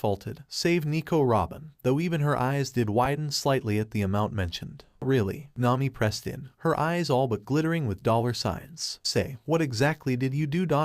with all that treasure? Why, I gave it all away, of course. Naruto said this as if it were the most obvious thing in the world. Is there a problem? Oh no, that's great. What? Nami shrieked. What do you mean you gave it all away? All of it? You just tossed it out the window. Now, during a tantrum such of these, even the men of the Straw Hats feared their navigator. Whenever money was mentioned, she became all but obsessed about it. And when she lost money, well, let us just say that the circumstances often turned out to be less than pleasant. Hence the reason that Frankie, Usopp, and Chopper now cowered in a corner as said navigator through had what might have been her worst episode yet. Naruto didn't so much as flinch. There was no such tossing involved. He snapped right back, his forehead smashing against hers in retaliation towards the sudden intrusion of his personal space. I gave all of it to charities and such. What's wrong with that? I can't believe you, Nami shouted. What kind of idiot throws away that much cash and doesn't keep any of it for themselves? Oh, I know. You, says the woman who'd give an arm and a leg for a few hundred berries. Naruto retorted flippantly, says the idiot who gave all of his away. Nami's hiss was all but demonic. Lies? Wait, what? Nami blinked, caught unawares by the sudden accusation. Are you calling me a liar now, too? Indeed I am. Naruto barked, his forehead still mashed against hers. The two of them still engaged in their strange, tug-of-war shouting match. Honestly, how can someone so beautiful be so soullessly greedy and dense at the same time? It's maddening, I tell you. Maddening. It was then that Nami realized just how incredibly close she had gotten to him in her ire. Again with the compliments, Nami felt her cheeks darken as she backed away, unsure of how to respond to his sudden vehemence. I can't tell if he's being serious or wait, why am I blushing? Am I am. Gods. What do you mean, exactly? Nami cursed herself for the stammer, but it was too late to take the words back. What makes you think I'm lying? Huh? Why was it so incredibly hot all of a sudden? Her skin felt hypersensitive as Naruto retreated, his fingers briefly brushing across her shoulder, prickling across her back with goosebumps. Her thoughts went maddeningly awry, and it took every last ounce of her resolve to stay focused on the task at hand, because Naruto was speaking again. Well, I didn't give everything away, Naruto amended crossly. Several artifacts were too dangerous, so I held onto them for safekeeping. He reached over his shoulder, rummaging around in his pack for a moment, and, coming up with something, exhaled softly. Such as this. All the Straw Hats save for Robin tensed, half expecting him to come out with a weapon of sorts. He did. Naruto had been poking around in his pack whilst he spoke, and now Nami saw the reason why, as he revealed a large bundle. Unfurling it, exposing the contents within, he showed it to everyone, and Nami marveled as he showed them what looked like a long, oblong box, one that he now opened. Nami gasped as she looked in the box to see an ebony black blade lying upon red silk. The blade sword seemed to have been carved from a single piece of glossy stone, looking almost as if it was made from glass. Was it obsidian? She'd heard of such materials but never actually seen them before. The hilt was beautiful, delicate ridges leading up to a pommel carved into a roaring dragon's head.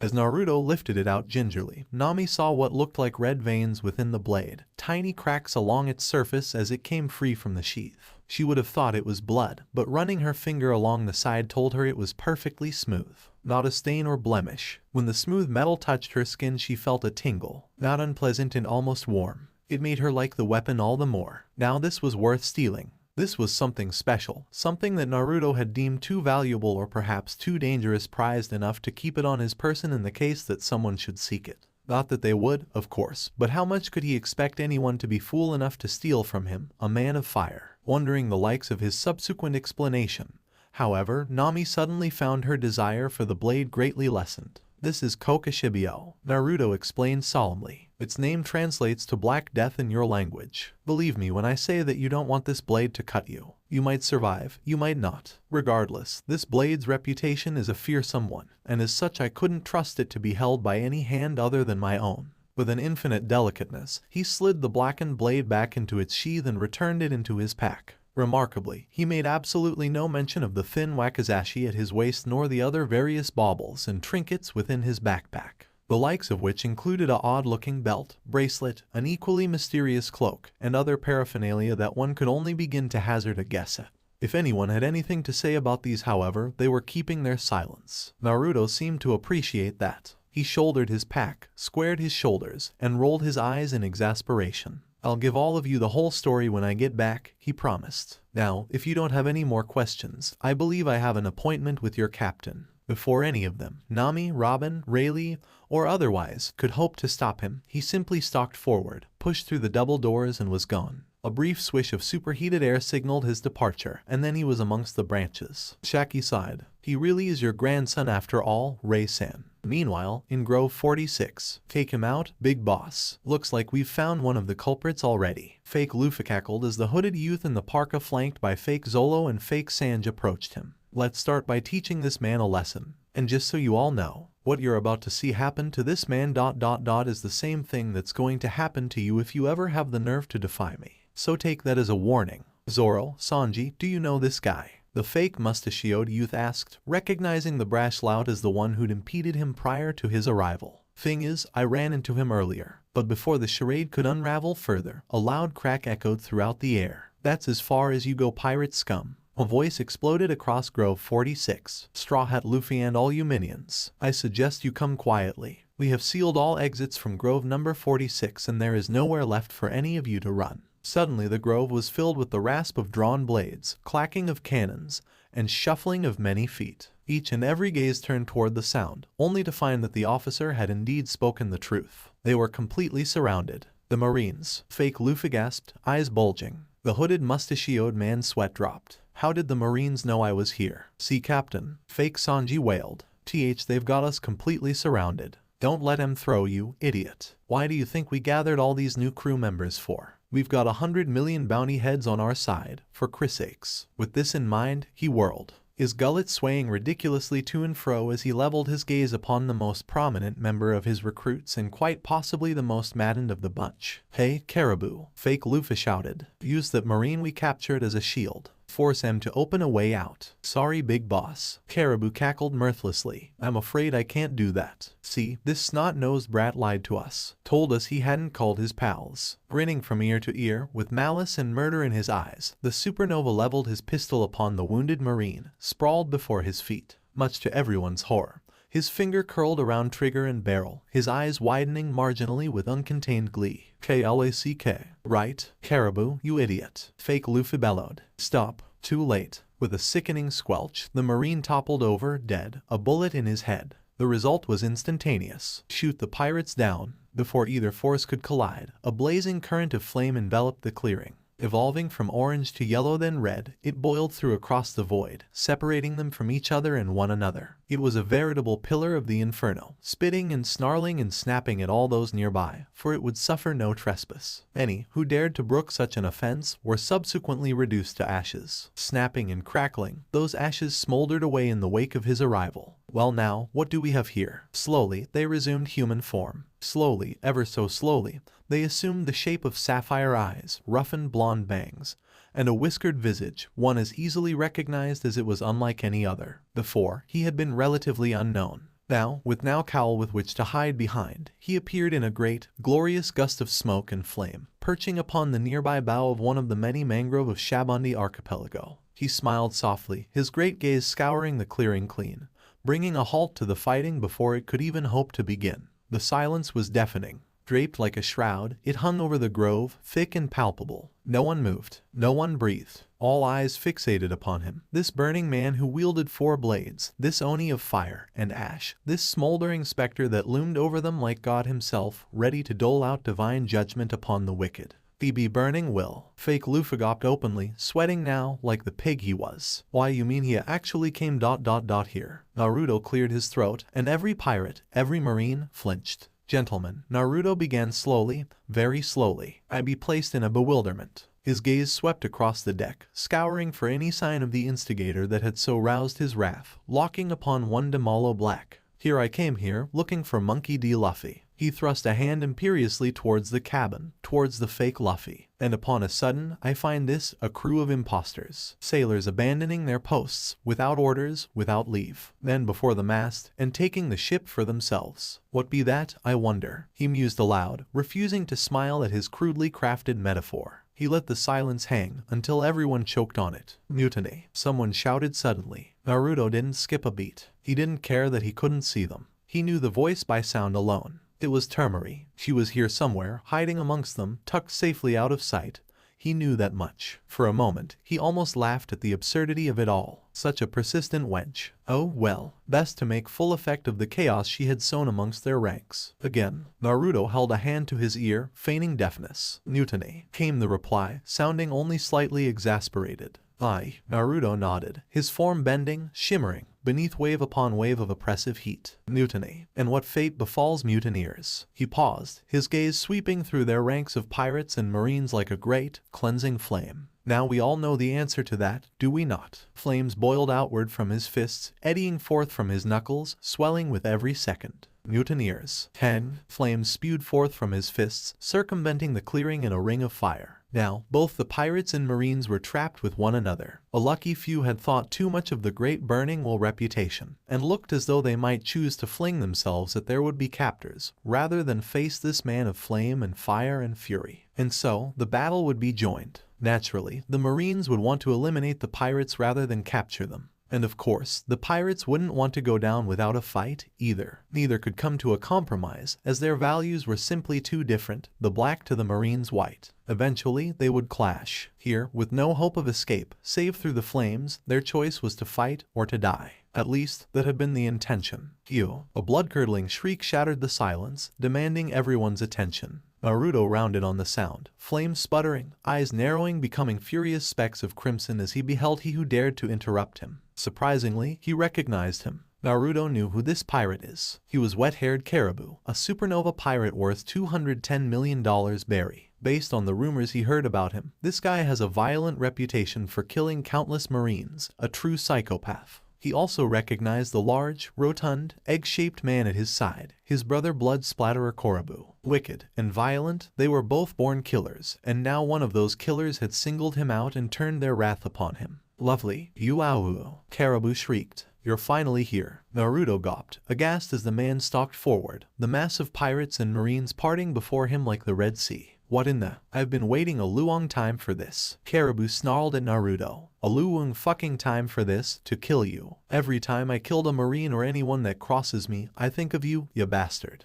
Now you're going to die, slowly and painfully, for what you did to me. He pranced around, stamped his feet, and flailed his long sleeves at an equally incredulous Burning Will, the latter beginning to wonder if the former had finally lost his mind. Say what? Naruto asked, confused by what this pirate had just said, to which his flames slowly dimmed. He'd never seen this man before. He knew him by reputation only, a reputation that nearly rivaled his own in terms of blood. That was where the similarities ended. Whereas Naruto spilled blood for the sake of the righteous, Caribou simply killed anyone and everyone for the thrill of it. Because he was just that, a man who reveled in bloodshed. Don't act like you don't know me, Burning Will, Caribou snapped. And don't act as if you don't remember what you've done to me. I'm sorry, Naruto repeated in a more confusingly irate manner. I've never seen you before in my life. Now, if you know what's good for you, you'll leave me alone. Caribou. What? I said, beat it, small fry. Naruto all but snapped. I'm not in the best of moods right now. Attack me and you'll receive no mercy. You mean you really don't remember me? Caribou hissed. You've forgotten what you did to me. Look, for the last time, I've never seen you before. Naruto's confusion had only succeeded in pissing off Caribou even further. Bastard! He screamed in a rage as he flung himself at Naruto with bloodlust in his eyes. Heedless of the danger, heedless of his own peril, heedless of anything but the terrible red haze that clouded about his vision. He'd kill him. He'd make him pay. Him. All of them. All of those who'd ever make him look like such a fool. All those who'd betrayed him. All of. He never made it. A blast of black fire struck Caribou in the chest. He screamed, a peal of terror that turned into torment as he fell back onto the floor. Everyone turned and realized that it none other than Burning Will had done the deed. His gloved hand still held out before him, and wreathed in black flames. Caribou clutched at pool of shadow that spread across his torso, his eyes growing wide and large as the rippling flame began to spread. What the hell? Naruto shook his head, smoothing his roughened bangs with one hand. I warned you, didn't I? He sighed. Now, you'll pay the price. He gestured with his flame-sheathed hand, and the flames encroaching Caribou responded voraciously. It grew and appeared to be eating him. No, Caribou wailed, realization dawning in his eyes, the understanding of his fate, finally at hand. Pirates, marines, and bystanders alike watched in dull horror as his screams turned into shrieks. He spasmed wildly, dropping his pistol and struggling as the flames enveloped him with a terrible, terrifying slowness. It washed over his arms and his legs, and then finally swallowed his head. His screaming ended abruptly. The shadow-covered body, for it this massing of flames could no longer be called a person, flailed about twice more. And then the blackness simply collapsed, leaving nothing more than a seep pool of liquid on the floor. The greenish liquid slowly slithered across the grass, hissing and sizzling wherever the sunlight touched it. Naruto watched the strange, swampy ooze for a moment longer before he blinked, subsequently extinguishing the slow-burning flames. Then he turned his gaze upon the rest, marine and pirate alike, and he scowled. He wasn't quite sure if Caribou was a Loja. Most men turned to ash beneath the flames of the Amaterasu, but whatever he was, the reputation he'd earned over the years did him little good as a pile of seeping muck. He'd deal with him later. Now, Naruto began slowly, calling out to those below him. Have any of you seen Straw Hat Luffy? All fingers pointed toward the fat buffoon standing upon the deck. Naruto's left eye twitched. That isn't him, you dolts. That's a fake. Fake Luffy, and all of the imposters quailed as thousands upon thousands of angry eyes turned upon them. The word of Burning Will was not to be questioned, apparently. Now they realized this too late, much too late. Naruto permitted himself a brief moment of satisfaction as they prepared to meet the fate they so deserved. Then he cast it aside as he would so much refuse, because the angry clamor had become all but deafening. Like I said, where's the real? A faint prickling in the back of his neck was the only warning Naruto received. Then the branch, the bough upon which he'd been so firmly perched, exploded. He had only an instant to react, only a split second to see the particle beam of light as it rushed forth from an unknown location.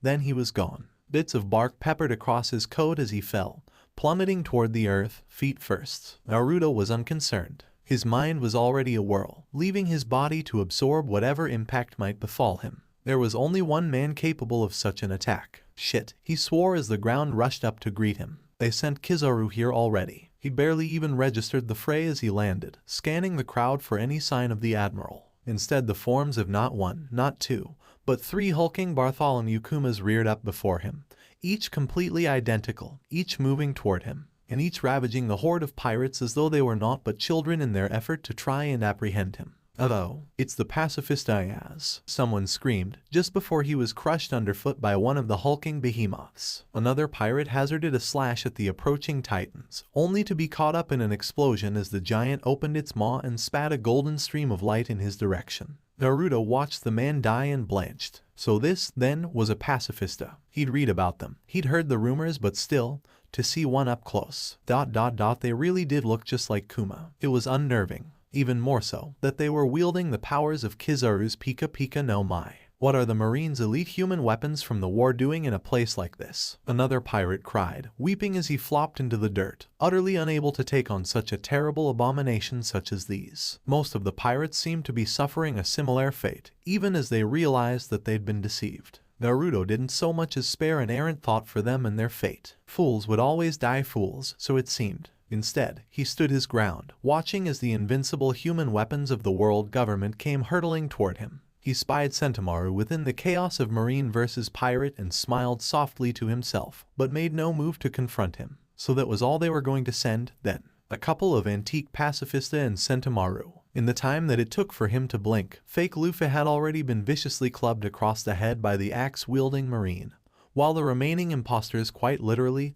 quit the field. Let them take their chances with the flames, he mused to himself. Their fate is none of my concern. His relief, however, turned out to be temporary. Pirates, Burning Will Uzumaki Naruto and Straw Hat Luffy identified. One of the pacifista announced, its calm, monotone of a voice ringing out over the clearing. Seconds after the fact, Naruto realized that, during his musings, most of the pirates had been captured, and he was standing conspicuously out in the open. He was dimly aware of that he'd been detected, but somehow he couldn't quite focus on the task at hand. Instead, the words Straw Hat Luffy rang through his head like a clarion call, filling him with an elation that he hadn't felt since 2 years ago. Take them out, PX5, Sentomaru ordered. You too, PX2. Unbidden, lightning raced down Naruto's spine. Luffy, he's here. Where? He half-turned, hoping to find him over his shoulder. Instead, he became deathly aware of the resounding explosion that deafened him, throwing a hail of timber and soil at his back as the deck behind him detonated. He watched as an obscenely large pack filled to the brim with various foodstuffs, spun past, and landed not a yard away from him. Lo, a terribly familiar voice shouted. Man, was that close? And what was that for? All my precious food is in this bag, you know. All of the pirates and Marines cried out as one, and pointing and shouting and screaming, gibbering like they were frightened schoolgirls. They couldn't believe their eyes. He wasn't dead. Monkey D. Luffy, the son of Dragon, was here, alive, in Shabondi. It's the face from the wanted postie year. Naruto was stunned. Luffy, save for the X-shaped scar on his chest and some new attire, he hadn't changed at all. He frowned indignantly at the pacifistas who had nearly incinerated him, but otherwise he remained unharmed. It was impossible not to recognize him. The straw hat, the stitched scar beneath his eye, heck, even his voice was nearly the same. For a moment, he didn't know what to say. Don't tell me you're gonna get in my way again.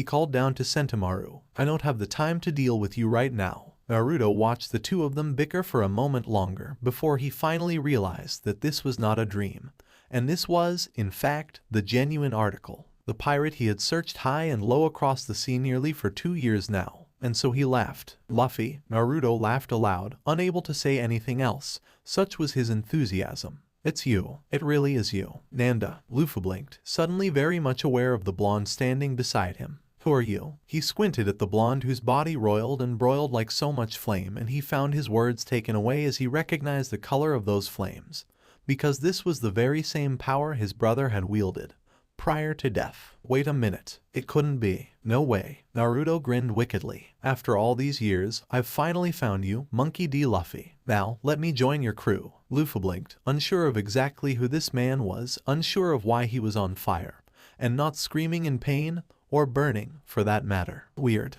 But he looked strong. And if a strong guy wanted to join his crew, the crew of the future Pirate King. Sure, Luffy enthused. But why are you on fire? Naruto couldn't help himself, he started laughing again. Huh, just like that, huh? You haven't changed a bit, Luffy. His laughter was cut short as a beam of light whisked itself past Luffy, who nonchalantly turned his head and let it slip aside. He even had the time to murmur something that Naruto didn't quite hear as the beam passed them by and tore through the mangroves. Then suddenly, Luffy's arm was turning a strange, rubberized pink and smoking. Naruto was about to remark on it when a shadow fell over him. He barely even registered the second pacifista until it was right on top of him. And by then, it was already too late. For the pacifista, that is. Scarce had it neared Uzumaki D. Naruto, than a wall of blue and gold flames entirely unlike the black flames of the Amaterasu sprang up between them. The pacifista did not slow, not until a giant flaming hand clamped around its midsection and wrapped around it, encircling the machine's hulking waist as though it were naught but a twig.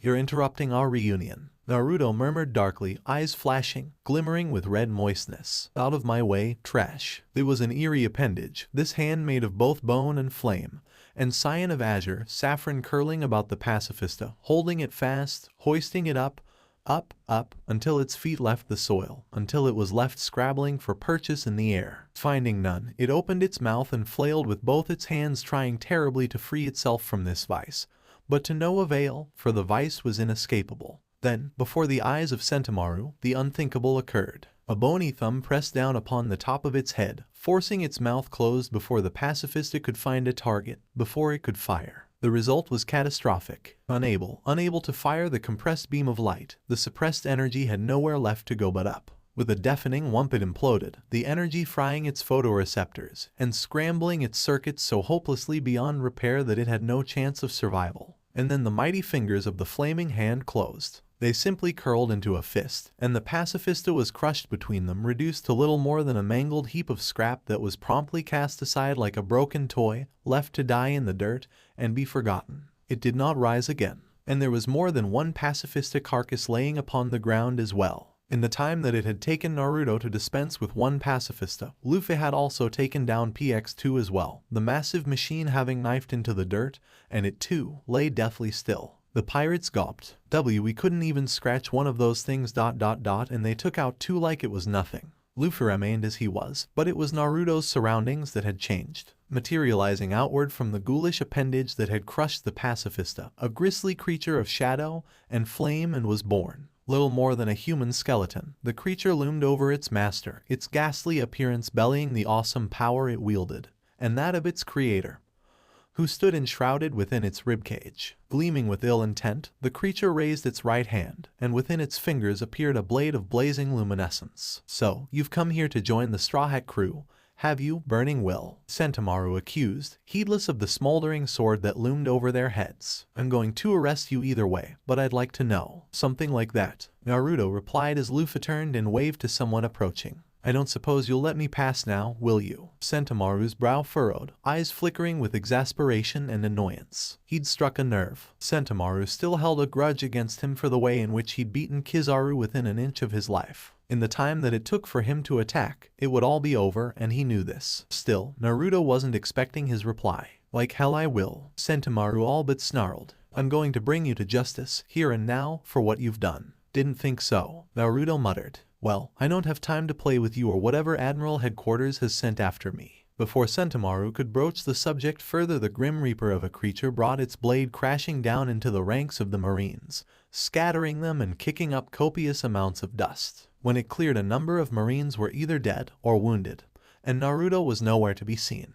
He did, however, have a clear view of the last remaining pacifist going down in a heap of smoldering circuits as none other than Zolo and Sanji ran it through. The parent, Luffy, had been waving to them while he was distracted. Now as he watched it fall, watched his men gawp, watched them declare that the real Straw Hat crew was indeed alive, and well, his fury knew no bounds. "Wait, come back here." Oddly enough, Luffy paused. "Hey, what's wrong?" Sanji demanded. "What are you stopping for?" Luffy was staring at a nearby tree, a tree in which a very familiar old man was currently sitting. Standing beside him was none other than Burning Will himself, though how he had crossed the distance between them in such short fashion remained to be seen. It did not, however, keep the future king of the pirates from calling out to him. No sir, it did not. Not in the least. The dark Kiang. The captured pirates squealed in fear. "He's here, too. You've done well," Rayleigh shouted to Luffy. "It seems like you've honed your skills even further." Luffy nodded enthusiastically. "I also thought I'd come to see you off," Rayleigh said to Naruto, giving the boy an encouraging nudge. "But it doesn't look like my grandson needs my help, after all." For the longest time, there was silence, utter silence, as Silver's Rayleigh willingly exposed the one secret that he had kept hidden for most of his life, to the world.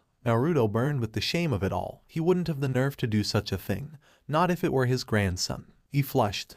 Shut up, old man. He's the grandson of the Dark King Silver's Rayleigh. Marines and pirates alike gawped at the revelation. The grandson of Rayleigh and the son of Dragon working together surely meant the end of them all. Even Zolo and Sanji were slightly nonplussed to hear this. So this was him, Burning Will, then. Well, he was certainly every bit as imposing as the papers had made him out to be. "Rayleigh," Luffy shouted once more. "I'm gonna do it. I'm gonna become the Pirate King." Naruto couldn't help but smile at the unshed tear in his grandfather's eye. Then he slapped Luffy in the back. Not hard enough to harm him, mind you. The boy was a rubber man after all, just enough to urge him forward and away from the remaining Marines that dared to harry their footsteps. "Head straight for the top," Rayleigh shouted at their backs. "Both of you." "Sure thing, Gramps." He kept running, even as his grandfather turned to face the Marines, even as his sword cleared his scabbard, even when the sound of their pursuers grew distant, even when it vanished altogether. He kept running, careful to keep his pace, careful to keep pace with Luffy. He wasn't going to lose sight of him now, not after all the trouble he'd gone through to find him in the first place. Rayleigh watched them go and smiled softly. "My apprentice and grandson are setting sail." He began slowly, turning to face the many Marines who stood on the opposite end of the line he'd just drawn in the dirt. "By all means, do as you please, but I would suggest," his glasses gleamed ever so slightly, that you do not cross this line. "Crap, they're one step ahead of us," Zolo hissed as they rounded a bend, only to find even more Marines barring their path. Rather, they were, until dozens upon dozens of ghosts swept down upon the soldiers and phased right through each and every one of them. As one, they dropped to their hands and knees, moaning and depressed, and all too full of demotivation. Naruto nearly froze on the spot at the sight of it. "Gee, ghosts, I just knew this mayhem had something to do with you people." Hovering only a few feet from the now utterly useless Marines was a woman with incredibly bright and curly pink hair, not to mention a positively ghoulish outfit that would put any goth to utter shame. "Are you still hanging around here?" she asked. Apparently, she was the one who controlled the spirits, and as such Naruto stopped well short of her position, leaving Zolo to nearly run face first into the strange goth Lolita. That Sanji was fawning over her was even more disturbing. "Well, what are you still handing around here?" he demanded of the strange girl. "It's not like I asked you to stick around. Is that any way to talk back to the person who brought you all the way here?" She snapped right back. "Why, if it weren't for me you'd be." Then she noticed Naruto. "Oh, and who is this?" she asked, drifting closer to Naruto. "You look familiar. Kind of cute, even. Have I seen you somewhere before?" Naruto wasn't listening to any of it. All he saw was the strange spirits listing about at her side, drawing ever nearer to him. Ghosts? Why, oh why, did it have to be ghosts? Their sickly sweet smiling and giggling did precious little to assuage his intense superstitions, and they were just so creepy. And not really. He averted his gaze as she approached. "I don't think we've ever met." "No," she insisted, "I've definitely seen your face before." Naruto made a squelching sound as she drifted even closer to him, floating impossibly just above the ground, as if she weighed little or next to nothing. His usual self-confidence abandoned him in the wake of what he'd seen, and in the presence of this foul, ghost-wielding woman. Well, he told himself, at least she was cute. Wait, what if she was a cute ghost? Gah, he couldn't stand it. Naruto nearly jumped out of his skin, so close was she when next she spoke. I thought I recognized you. You're Burning Will, aren't you? Why yes. He refused to look in her eye. Gods, why couldn't this ghostly woman just leave him be? And I'm afraid I have somewhere to be. Too bad. She sighed, her lips dangerously close. My name's Perona, by the way, cutie. Something deathly cold pressed against his cheek, then passed right through it. To his disbelief and dismay, so did she. There was no substance, no solidarity, nothing at all. She simply phased through him and emerged behind him. Naruto turned white as a sheet and shuddered all over, lurching back and forth on his heels. He'd just been kissed by a ghost. Ugh, I think I'm going to be sick. Sanji was gawping at him, eyes full of flame. Luffy looked completely unperturbed. Zola was blushing. Worst of all, Perona was smiling. Nothing, however, could have prepared Naruto for what happened next. He felt a faint surge of killer intent. Then the hairs on the back of his neck prickled in warning. Unfortunately, Naruto was still in the process of trying to turn when he saw a face he hadn't seen in a very, very long time. You dirty rotten scoundrel. Something very hard and very, very solid cracked across his face and sent him sprawling. He recognized the voice, somehow, despite the black spots speckling across his eyes and blurring his vision. Odd, he couldn't remember the last time someone had struck him. Certainly not since he'd eaten the Mera no Mai. He tasted blood in his mouth as he rolled over and onto his back, the world still swimming in and out of focus. Why, you fucking bastard. Bright pink hair flashed before his vision, then strong hands seized the lapels of his jacket and practically dragged him to his feet. She slapped him, not gently. Stars, no, whole planets exploded before his vision, before he realized that both blows had been infused with haki. Both blows were solid, too. Painfully so. Not Perona then, certainly not. She'd have just phased right through him, and she'd no reason to strike him, for that matter. You no good fucking bastard. That shook him right out of his daze. It took some time, but eventually the words swam into focus for him. Immediately, he wished it hadn't. He recognized her. How could he not? Hers was a face that he could have forgotten, if he had the heart to forget. He did not, nor did he have the strength to avert his gaze once focused, because now he could see. Belatedly, he realized that she was crying as she struck him, each blow growing weaker and lacking of focus until they passed through him altogether. Bonnie. He half laughed, half groaned, around a mouthful of bloody lips. Long time no see. You won't be able to see it all when I'm through with you. She snarled at him, but her words lacked their usual venom. At length, she released him. Naruto wobbled for a moment, then regained his balance, his features already resetting into their usual shape as the flames boiled away what damage had been done to them. He stood woodenly, not taking enough care as he did so. How did you find me, Bonnie? He asked at last, brushing himself off. I didn't expect to see you here. You gave me your Vivre card, dumbass.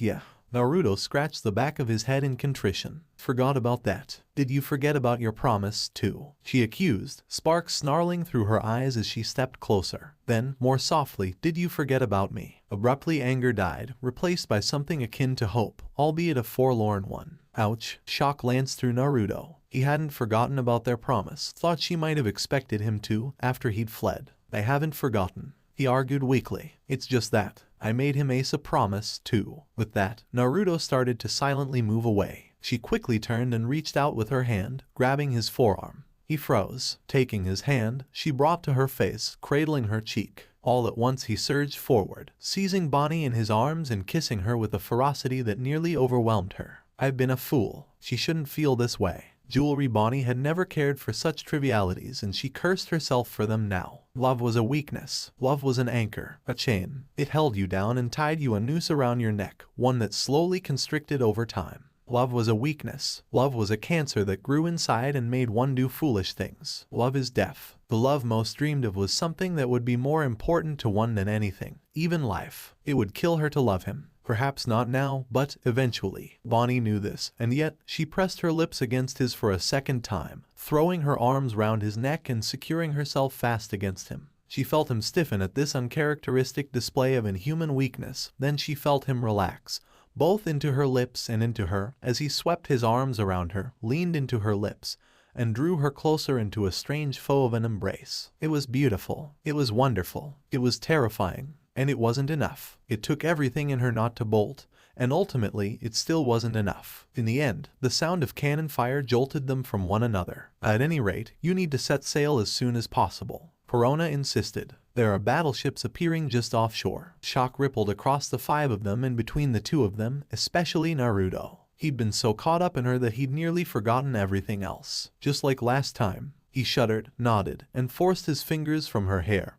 her face, and finally himself from her. She shook her head mutely, knowingly, and Naruto felt his heart break 1,000 times over as he watched the despair well up in her eyes anew. Blast, he'd thought himself prepared for this. He'd been wrong. Terribly, terribly wrong. Naruto turned to face Jewelry Bonnie. I have to go, idiot, she mumbled, refusing to look him in the eye. Why didn't you tell me you were leaving that time? Naruto shrugged, lamely. I suck at goodbyes, Bonnie. Then don't say it this time, she whispered softly. I said don't say goodbye this time. Naruto grunted as she stomped on his foot and ground her heel in. Yep, same all Bonnie. Tsundere or not, she still knew how to kick his ass when he got out of line. Still, he winced as she withdrew, the action striking painfully at the cord of his soul. Her lips touched his for a final time. Touching, lingering, then falling away with the rest of her. She took 2 steps away from him, and he saw how much effort that took from her. I'll see you in the new world, he promised, hoping he sounded more convicted than he felt, because suddenly he wasn't feeling all that convicted at all at the moment. With the former love of his life, things had always been complicated. It had always been that way. You bet your ass you will. Bonnie's reply was softer than he'd expected, not quite sad, nor could it be Khaled happy. He couldn't be sure of what to make of it. And before had the chance to dissect it further, she spun about on one heel and walked away. Watching her walk watching a woman he'd loved walk out of his life, it took every fiber of his being to stand fast, to stand still and not break in two. Suddenly, it occurred to Naruto that he might not see her again. And so, he watched. He watched her go, watched the swaying of her hips, watched everything and anything about her. He stayed that way, just watching, waiting and watching until she'd rounded a corner and paused. She turned, her gaze locking with his, even across the distance that separated him. She touched a hand to her necklace, raising it as far as that chain would allow, and then she let it drop to her chest, instead of breaking it, as he'd feared she would. It was a gesture of acceptance, of forgiveness, and of relinquishment. Take care of yourself, she called from across the corner, then she rounded it, and was taken from his sight. Naruto found himself staring, although she was gone. Even then, it took a harsh word from Sanji to draw him from his reverie. He blinked, and found that his eyes were suddenly moist. Why was that? Did he truly miss her already? It wasn't too late. If he wanted, he could chase after her, maybe even catch up. So why wasn't he moving? Because he was needed elsewhere. He'd made a promise to Ace, and, though it pained him to do so, he just couldn't bring himself to break it. That promise had been the very definition of who he was for the last 2 years. He had molded his very life around it, conformed to it, made sacrifices for it, and, given the chance, he would likely make many, many more in the future. "Oi, you all right?" Zolo asked, his voice tinged with concern. Naruto didn't know the swordsman all that well, but he felt that the man's intent was genuine. With that knowledge, the apoplectic rage brewing behind his eyes dimmed, leaving him only with a dull ache just above his chest. For a moment, it looked as though he might rebel. His lips pursed into a thin line, however, and even Luffy could have seen that it was only with great reluctance that Burning Will discarded his thoughts of desertion. At length, he exhaled heavily. "I will be." Naruto sighed and scrubbed at his eyes with the back of his hand, his expression still somewhat on the dour side. Eventually, "Can we get going now? I find myself with a sudden desire to be far, far away from this place." Zolo inclined his head a fraction of an inch. "I think we can manage that." Perona bid them farewell shortly thereafter. Thankfully, she didn't try to kiss him again. Naruto didn't know if he could handle it, teasing or not. A small part of him yearned for comfort and solace. He was torn. He would likely remain that way for quite some time. As they hurried through the streets, however, it was ultimately Sanji who'd taken it upon himself to harass his fellow blonde. Naruto had been expecting this. In fact, he welcomed it. Anything to turn his mind from her, from the life he'd just left behind, a life of contention and peace. Best not to think of it, he mused. Better to distract himself. Just who the hell do you think you are, huh? Sanji was asking, when, abruptly, Naruto rounded on him, moving with a speed that Sanji had not thought possible. One moment he'd been yards away, watching his former lover walk out of his life. The next, smoldering swirls of sapphire and scarlet swelled before his vision, blotting out all else. Belatedly, Sanji realized that Naruto wasn't angry. He was furious. Furious was risking the term actually. Perhaps enraged fit the bill. Perhaps it did, as Sanji began to realize that he'd broached the one subject that could easily draw the ire of Burning Will. And in his foolishness, Sanji had drawn ire in spades. "Are we talking about my love life or yours?" Naruto countered, his tone curt, his expression pitch black. "Because, if I were you, I'd hold my tongue. That is, unless you'd like to loose it, friend." He practically spat the word, a wisp of ash leaking through his lips as he spoke. Zolo and Luffy had both slowed, peering back towards the unfolding scene, wondering what had caused the sudden delay. Naruto paid them no heed. Instead, he was suddenly consumed by the desire to cook the cook, as it were. "You've got some nerve, breaking her heart like that." Sanji snapped back, bending his leg at the knee, lifting it in threat of retaliation. "I would never." "Oh, shove it." Naruto shoved past him, nearly knocking his fellow blonde off balance as he pressed onward. At that very moment, something miraculous occurred. Zoro had an epiphany. Why was Burning Will traveling with them in the first place? He wondered. Why did he seem to be on such good terms with Luffy? He wondered. Why hadn't he thought of this just now? "Oi," he began slowly as Naruto caught up to them. "Why are you following us, anyway?" "Why, I'm part of the crew, of course," Naruto replied, matter-of-factly. "Why else would I still be here?" "What?" Sanji shouted. "And who decided this, huh?" "It's fine by me." Luffy laughed. Zolo sighed. "Not again. Looks like we'll have to save the introductions for later," Naruto remarked as the sound of cannon fire reached their ears. "For now, I'd think we'd better get back to the ship, wouldn't you agree?" It was then that the massive shadow of a gigantic flying bird fell across them. From there, the rest was little more than a gigantic smear on burning W memory. BAKRAM. The sound of cannon fire could be heard all around. It brought Naruto back from his memories, gently but insistently tugging him back to the present, to the here and now. He blinked, clearing the soot and smoke from his eyes, just in time to avoid being doused by another spray of seawater. Blasted Marines. They were still harassing them even as they tried to make their escape from the grove. "Should we fire back?" Usopp was asking Brook. "Maybe we should try to outmaneuver them." "Oh, but that tore it." "No," Naruto stated. He climbed down the rigging toward them, clutching his staff in his hand firmly. He had a dangerous look that made Nami nervous. "We are getting out of here. Now." He was all but seeing red. The tension had built and built and built within him, and now it demanded release. And a release was just what he planned to give the Marines. Oh, a release indeed. Nami stared at him, mouth agape. "You don't mean?" Naruto stopped in front of everyone, frowning severely. "Stand back." Well, back. They did as they were told. Even as Robin ushered everyone back a ways across the galley, Naruto was already concentrating. Swirls of fire were gathering around his hands and working their way up his arms, the flames suddenly growing hotter and more pronounced. He didn't unleash the energy, however. He held his hands above his head and closed his eyes, his mouth moving in a silent chant. The fire grew. White energy began to course around his body, lighting up the sky like it was daylight. He beckoned, his fingers crooking upward as they formed a claw. His hands shook, and it became obvious that the technique was difficult for Naruto to control. He gritted his teeth and clutched the sword tightly, and a halo of flames slowly surrounded him. "Move." Nami didn't bother to ask why, because she'd already thrown herself to the deck. An instant later, a blaze of orange discharge swelled overhead and consumed her existence within a firestorm of travesty. The fireball, when it was unleashed, shook the entire ship. There was a massive flash of light and a roar of sound that deafened everyone.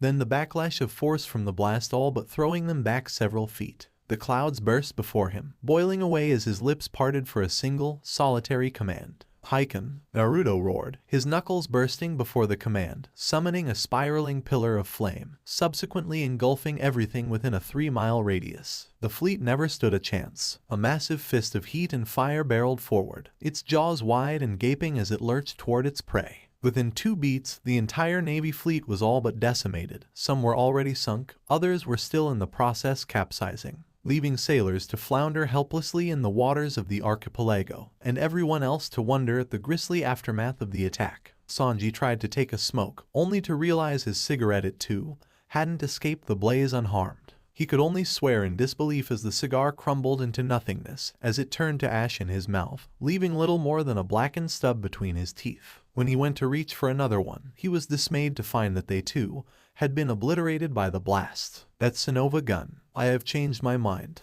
Usopp stammered aloud, performing a sudden and about face on his refusal to let Naruto join the crew. He can stay. That was super. Frankie laughed boisterously. I like this guy. He's a damned monster, just like those three, Nami sobbed tearfully. It'll take a monster to kill someone like him. Monsters? Zolo asked blandly, utterly unfazed by the chaos. You mean us? Yes, I mean you. That's Sugoi. Chopper squeaked. He's just like Ace. Ace. Naruto half-turned, a single ruby-red iris reappearing over his right shoulder as he regarded he who had spoken. He completed the revolution, jaw slackened, eyes widened. In the split second that it took him to turn around, he found himself face to face with his target. He couldn't believe his eyes. Luffy gawped. That was Ace's attack, just now. Oi, Naruto barked. Baka Yeru, do I look like Portuga's the Ace to you? Eh, Nanda? Luffy blinked, suddenly very much aware of the blonde standing at the helm of his ship. What was that? He squinted at the blonde whose body roiled and broiled like so much flame, and he found his words taken away as he recognized the color of those flames. Because this was the very same power his brother had wielded, only this time on no circumstance could he be mistaken.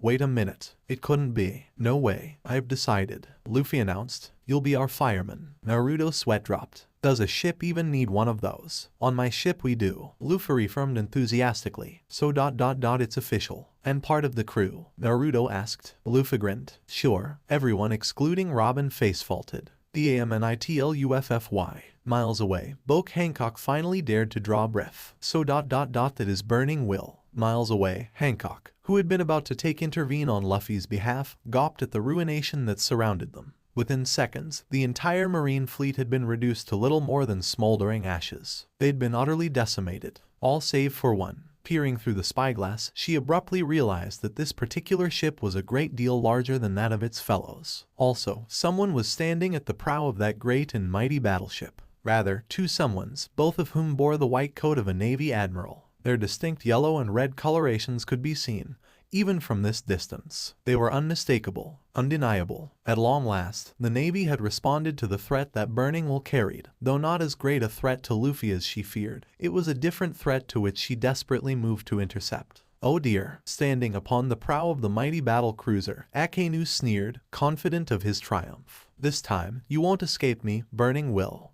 Thank you for watching. Make sure to subscribe and hit the notification bell so you never miss a video. And comment down your opinion on this video. Thanks for stopping by, and I'll see you in the next one.